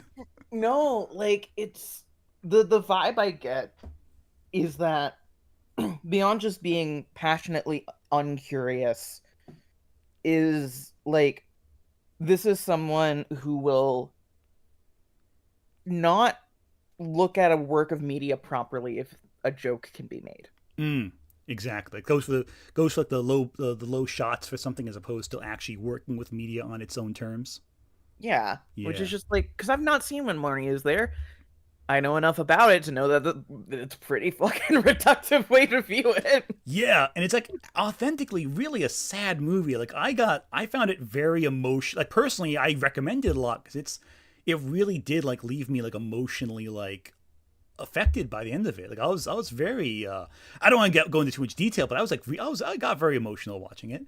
And like so like I connected with the human story of it. There's not a lot that happens. Like it's not like, you know, there's not like a lot of thrilling sequences. There's a lot of like slower paced, still more getting in the vibe of a scene and the atmosphere. There's these beautiful shots of this old house that's dilapidated. And you see it in the past, you see it in the present. It's like you see how it degrades over time to match the internal. It's like externalizes the internal pain of the characters in some ways. And it's like a lot of these stiller moments that communicate a lot of ideas. And to Jello, it's like, oh, it's boring. Who cares? You know, it's like, whatever. Who cares about that? It's boring, and this character going through depression is just horrible. Yeah. But what's worse is even this one. This one's even worse. Oh, boy. This is the worst part, in my opinion. Only yesterday. Here is a single image of a pineapple. To impart that I do not like pineapples, I will have you sit and be bored for 10 minutes while I focus on nothing but this pineapple. While this may be an effective way to make my audience hate this pineapple, it is not an effective way to make a good video or a good movie. This is my problem with Only Yesterday. Only Yesterday is written and directed by the late Isao Takahata, whose works tend to be very long and slow-paced. They deal with themes of societal expectation versus individual happiness and progress versus nature. Only Yesterday deals with both as we explore the life of the exceptionally boring Taiko, a Japanese woman who we watch both in the present and throughout her childhood. Just as he makes you feel the crushing despair of wartime Japan in Grave of the Fireflies by forcing you to watch an hour and a half of children slowly dying, Takahata imparts the mundane frustrations and discontent of a Japanese schoolgirl by making you sit through an hour and 40 minutes of dull, frustrating scenes where nothing advances and the thesis statement is that life sucks. And yeah, after watching this, I'm inclined to agree. Yes, it's successful in its condemnation of Japanese society. That's not what it's about. Unfortunately, it is also so boring. Look, okay, maybe I didn't like the movie because Takahata's other films cover similar topics in more interesting ways. I would argue Princess Kaguya is almost the exact same movie thematically. It's just set in a different time. It's not! It's not even remotely alike! Are you interested in seeing Takahata's commentary on Japan's development and departure from traditionalism? Well, then you should watch the much, much better Pom Poko. But if you like banal, unedited car ride small talk about nothing for 8 minutes straight, oh, then this is the movie for these you. Characters now, are. that's not to say the movie's without merit, but in terms of entertainment, in terms of being a film you go to watch and take anything away from at all, I can't recommend this to anybody. So okay. Yeah. Okay. Mm-hmm. I haven't seen Only Yesterday. Mm-hmm. So I'm talking out of my ass here. Go for it. But I think However, upon hearing that there's a shot of a pineapple and people eating a pineapple for what feels like 10 minutes to Jello. Mm-hmm. Do you want to know how long the scene is? Why? Emily, do you want to know how long the scene is? Why they would focus on something like that? What does it say about the characters? What does it say about the world they live in? What does it say about their financial situation, the food that they normally eat? These are questions to ask yourself. It's not just look at this pineapple. It is, what does this pineapple represent to the characters? Already insightful. But Emily, do you want to know the funniest part? You got it right. Do you know how long? First off, you're correct. That is exactly what they're doing, as well as indicating the excitement versus disappointment with the food itself. But do you want to know how long the scene is? Because I just watched it last night for this stream, just to time it. 'Cause I knew he said it goes on for 10 minutes. Do you want to know how long I clocked it for? How long? It's 3 minutes. It's 3 minutes. It's 3 minutes of setting up expectations of a pineapple, like characters building it up as this amazing treat. The family has it. It's not great. It sets up the kind of one of the major points of the movie, and that's what it does. It is a 3-minute scene in a 2-hour movie. Also, and also some of that 3 minutes is them chopping up the pineapple. So you get the cool Ghibli food preparation sequences that everyone loves to look at. It's 3 minutes, including chopping up the pineapple, setting it on the plates, everyone getting exciting, and just kind of taking a bite out of it, and just the facial expressions telling the story, like, huh. Like the excitement, the joy in their eyes, and like, oh, actually, And it was them talking amongst themselves. It's not a silent scene. There's dialogue. There's conversation. It's just a meal scene. That's 3 minutes long. Okay, so Twin Peaks: The Return has a scene that's just 3 minutes of a Las Vegas showgirl trying to swat a fly with a newspaper, and nothing else happens in it. And this guy can't handle a fucking pineapple. Yeah, this to him is too 3 extreme. minutes. This is fucking too much. Get on my level. Twin Peaks are 5 minutes of floor sweeping. Yeah. And here's the thing. Only Yesterday is a slow movie. It is a very slow movie. I have met people who do not like this movie because they found it way too slow, and they didn't find it as interesting as other Ghibli films. I totally get it. I don't think it's necessarily wrong to dislike Only Yesterday. It took me a couple viewings to fully enjoy it. But if you're gonna talk shit about it, you gotta engage with it beyond the stupid 3-minute pineapple scene. And like everything he's saying about the film isn't even what the themes are. It's about going back to something familiar to you as you age. Like seeing, oh, hey, here's something as a kid. Here's what my expectations of life were. And then coming back to it and going, well, life didn't turn out the way I was hoping to as a kid. What I thought is this magical place as a kid, you come back to an adult and you say, oh, hey, actually, things weren't exactly as good as I thought. It's meant to, it's those themes. But he's acting Oh, sorry. Yeah. I've always also seen it as a movie of like this woman's past helping her discover what she wants in her future. Mm-hmm. Because without spoiling anything, she does have to make a big decision by the end of where she wants her life to go, and ultimately, her past in many ways helps her come to that decision. Exactly. And it has one of the most. I'll say this. There's an entire sequence that plays as the credits are rolling to this movie. That's essentially the end of the movie. I don't know why the credits are rolling. It just does. But anyway, but it's this beautiful silent sequence of that's just probably one of the most visually stunning and emotionally resonant moments in any Ghibli film. And I feel like reducing all that artistry and all that beauty to a pineapple is why? There's so much more you can discuss with this movie beyond the stupid pineapple scene. And the weird thing is, I've met people who never watched Only Yesterday because they're like, oh, I saw the JelloApocalypse video and he made it sound boring. And I'm like, yes, because he's reducing it to a stupid pineapple. And this is the thing I hate about really bad reviews. Yes, it is tough to write a review that's good and engaging, and even if you don't like something, but to make it sound so awful, you actually prevent people from even watching something that could be a very emotional film that could affect you on some level. You know, because it isn't for everyone, but like it is for some people, and for those people, it's something really special. So it's like, this is what I just don't like about like the very negative review culture, where it's like you have to find something, you have to accentuate the negative, you have to exaggerate the negative for entertainment value, and you turn off people from watching art that could be very meaningful to them. I don't know. But anyway, I need to get going. Yes, unfortunately, but thank you both for joining. I'm going to read super chats right now. Thank you both for joining me. I really appreciate you jumping on here. Real quick though, I do wanna promote one video I was a part of to kind of offset the KH, the stupid around KH. I would recommend going to Chloe Sunflora's channel. She has collaborated with Ant in the past on live streams and videos. She did a video with me and our friend Melissa Rowland, basically doing a power scaling of all the major Kingdom Hearts characters, and it was a video that was just dumb fun, and we had a lot of fun with it. I don't get super analytical. Most of my jokes are just fun witticisms and where I stand on the characters and everything. We each bring our own flavor to why each character is ranked where they are in this power scaling meter. If you want something a little more positive on the Kingdom Hearts side of things, go watch that. It's a lot of fun.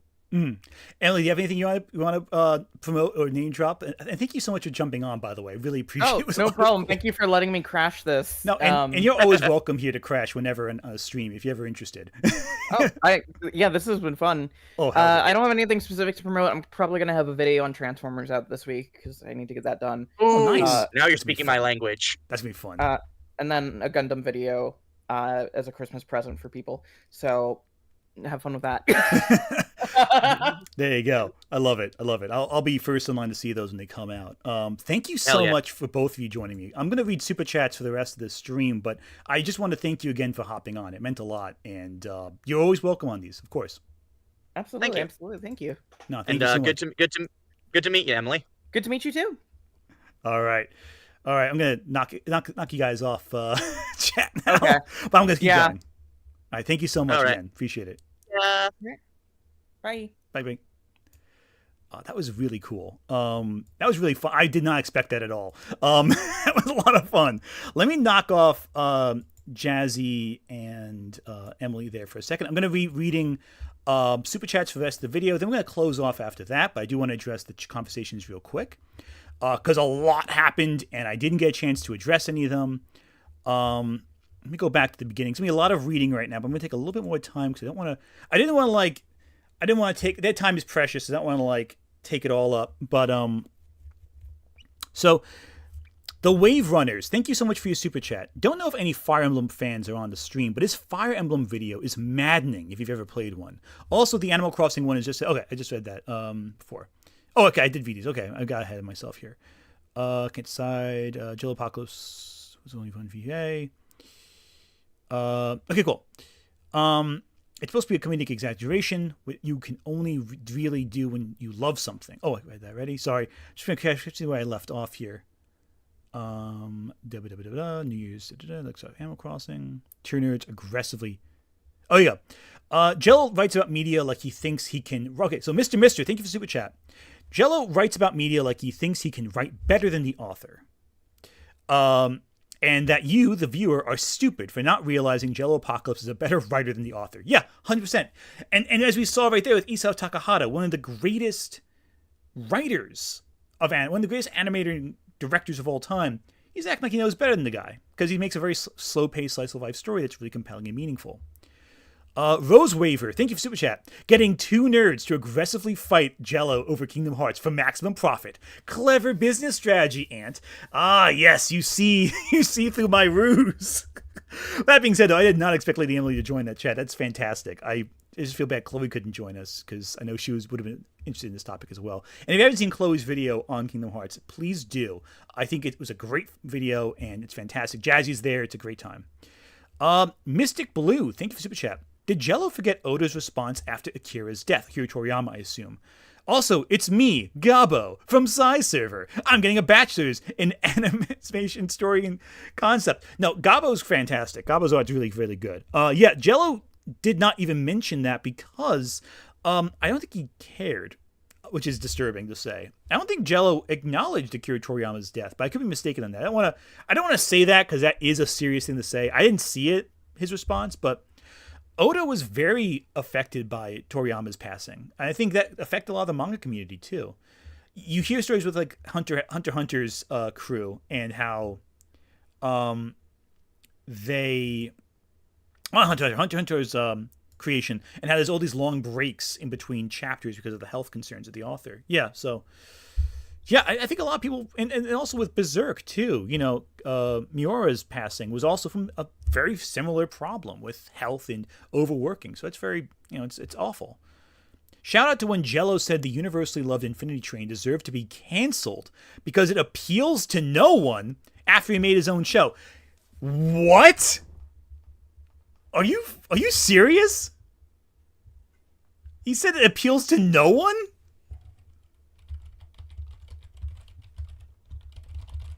There's no way. Oh, oh, no. No. Okay. I think the saddest thing I have to say about Infinity Train is that I understand why Cartoon Network canceled it. I think I would have done the same. There are some incredible stories in there, but I'm not sure that this team knows how to tell them.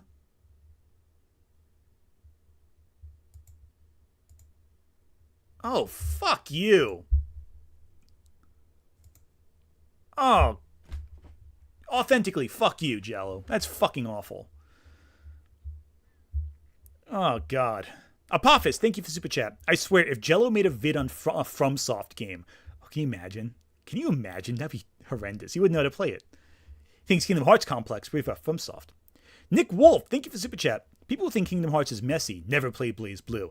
Well, Blaze Blue is also just very, that's way more of the anime stuff that people think Kingdom Hearts is. It's really convoluted and wonky. A lot of it's this rule of cool writing, which I love. Which I love, but it is very goofy. The Wave Runners, thank you for Super Chat. Another reason why the story is so confusing is that the series used to be spread across a variety of Nintendo and Sony consoles and mobile. That's Kingdom Hearts. Yeah, agreed. And a lot of people didn't play half the games, as we mentioned before. WC Wit, thank you for Super Chat. Japanese media sure is wacky, is frequently thinly veiled xenophobia. Look at how some film critics will talk about the original King Kong versus how they talk about the original Godzilla. Yeah, 100%. For those of you who don't know, the original King Kong is often treated as a cinematic landmark. The effects it talks about, these great things. They elevate the plot to this high-end stuff. But when you actually hear what they say about Godzilla, they're like, oh, it's a cool monster that surprisingly reflects themes that are deeper than you'd think. It's like, but you don't use that terminology with King Kong. You treat King Kong like the masterpiece it is, but you don't say that about Godzilla, even though they're both equally great films in different respects. It's horrible. Nick Wolf, thank you for Super Chat. Controversial opinion of 2019, but I found more satisfaction and catharsis playing through Kingdom Hearts 3 to the end than the emptiness I felt watching MCU's Endgame. That is an interesting take. I don't know if I agree with that, but I respect that opinion. That's a fair one. Also, Kingdom Hearts, I think, was a longer experience of us playing it. So I think over the course of decades. The Valise Golden Heart Soul, thank you for Super Chat. I don't know anything about Kingdom Hearts, but I know there was a whole-ass Keyblade war. So that twice he thought something was unique. Can Jello count? No, Jello cannot count. Mirth Mouser and Mystic Blue, thank you for joining as readers, as members of the YouTube channel. If you want to join the YouTube channel, you absolutely can. There's still time. There is always time to join the YouTube memberships page. Access will get you access to my Discord, and you help support the channel, which is always really cool. Gavin Carrith, thank you for Super Chat. Yeah, but you can't play Recoded in the HD collections, so it's worthless, TBH. Yeah, but you can watch the cutscenes, can't you? So, anyway, Birth by Sleep was so hyped for me that I bought a second... So, Nick Wolf, thank you for Super Chat. Birth by Sleep was so hyped for me that I bought a second PSP and copy of the game after my first PSP and copy were stolen in my dorm because the game was so good. Yeah, Birth by Sleep's actually one of my favorite Kingdom Hearts games. I do want to replay it. I bought the whole series on Steam fairly recently. Again, my problem with Kingdom Hearts is I haven't played a lot of the games in so long. I get hazy on the details and I don't want to talk about something I'm hazy on. But I loved Birth by Sleep when I played it back in the day. It's way longer than I realize it is. Apophis, thank you for the super chat. When the RWBY vid first came out, Jello Simps kept complaining about how he was attacked by rabid fans. Even if he was, he basically asked for it, LMAO. Yeah, he spoiled the show. You know, he spoiled it. So yeah, he deserves to get, before it came out. So yeah, he deserves a little bit to be harassed by that. That's a fair point. Not like seriously harassed, not like as being threatened or anything like that, but like he deliberately chose to ruin a plot point for the show for fans, you know? And RWBY is not necessarily a super complex series. It's not terrifically well written, but still, it has fans and its audience deserves to enjoy the show without it being spoiled to them. Especially for something that hasn't come out yet. Gavin Carrith, thank you for Super Chat. I know he had more to say, but summing Fantasia with wooden narrator spoils every scene before it happens. That was your takeaway from Fantasia? Yeah, again, he only looks at very specific components of the narrative. He doesn't look at the plot. He doesn't look at the storytelling component. He looks at he only looks at the plot, I should say. He doesn't look at the meaning and themes behind a thing, you know, or the emotionality behind something. The Wave Runners, thank you for Super Chat. Endor has been teased for 4, but it's clear Nomura loves Star Wars. Yeah, right? Again, I'm talking about that. If they get Star Wars and Kingdom Hearts 4, I'll be stunned. Devil Butch, thank you for the Super Chat. Even though there's no comment, I appreciate it all the same. First Super, congratulations. Draco Centaurus, thank you for Super Chat. I never realized JelloApocalypse is just cinema sins for weebs. Yeah, right? That's basically what it is. Angels Art and Gaming, thank you for Super Chat. I'm mad because I genuinely want Muppets in Kingdom Hearts. Yeah, well, I want Muppets in anything. I want more Muppets in general because Muppets don't get the respect they deserve in this medium. It's ridiculous. I love the Muppets. Muppets are great.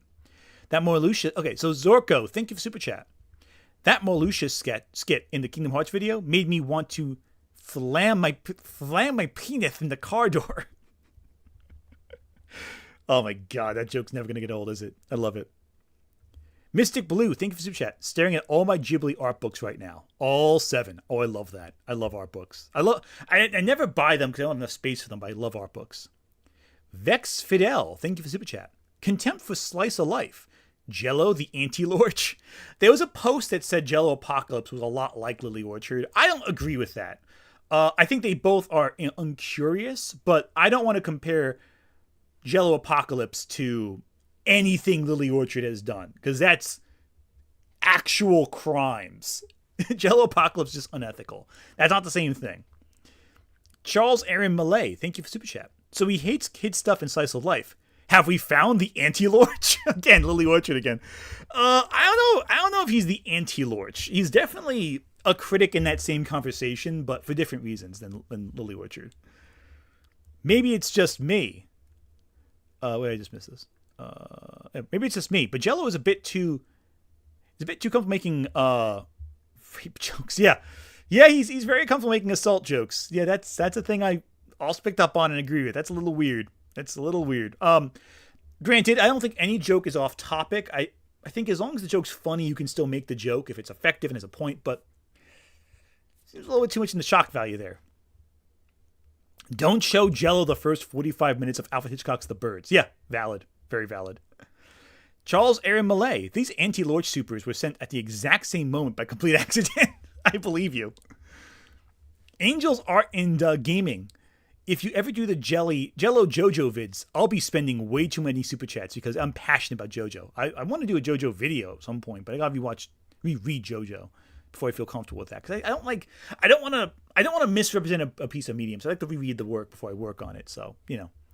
The Deb Drive. Thank you for Super Chat. Imagine what Jello would have to say about House 1977. Can you imagine that? House is one of the weirdest, kookiest films of all time. I can't imagine Jello doing a video on that, because that'd just be ridiculous. I would love that, though. He'd be looking at, I don't get why these characters named all these fairy tale things. I don't get why it seems pointless. It's just kooky, weird visuals, and that's all there is to it. Like, no, it's about like childhood imagination and fantasy. I think the young daughter wrote the whole movie too, if I remember correctly. The Guy, thank you for being a member for 4 months. You are always appreciated here. Jello's Fire Emblem vid is genuinely awful. I believe you. I don't know if we could have handled it today because I think both Jazzy and Emily had limited time today, so we couldn't do all that, but still. Mystic Blue, thank you for Super Chat. Anthony, we need to do a video together about story and concept and the importance it has in fleshing a story so series. Hey, maybe that'd be fun.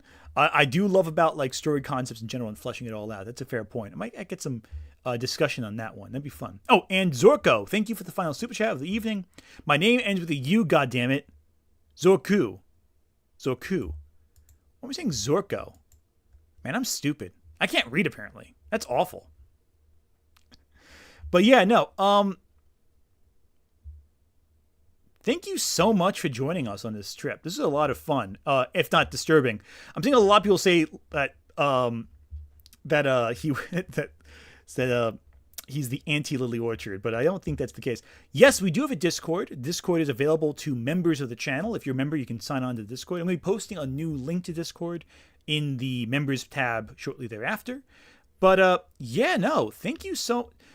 Jelly aside, Anthony, the Fire Emblem, I'm playing Fire Emblem Three Houses. It's awesome. Yeah, Three Houses is great. I played that when it came out. It's a fantastic game. Annie Nerd, thank you for Super Chat. Don't let Jello watch The Nightmare on Elm Street. Oh, God, can you imagine? That'd be rough. That would be a rough entry. Oh, my goodness. But yeah, no, I'm gonna think I'm gonna wrap up stream right now. I have a lot of work I got to get done for this Friday's video. I've gotten down with the primary editing, but I still got the clips in. I still got more stuff in. It's gonna be a big one. We're looking at another hour plus vid, possibly hour 20 plus, but here's hoping it's not that bad. So thank you so much for joining us. I really appreciate it, and every one of you, I really appreciate it. Adrian Parchman, thank you for Super Chat.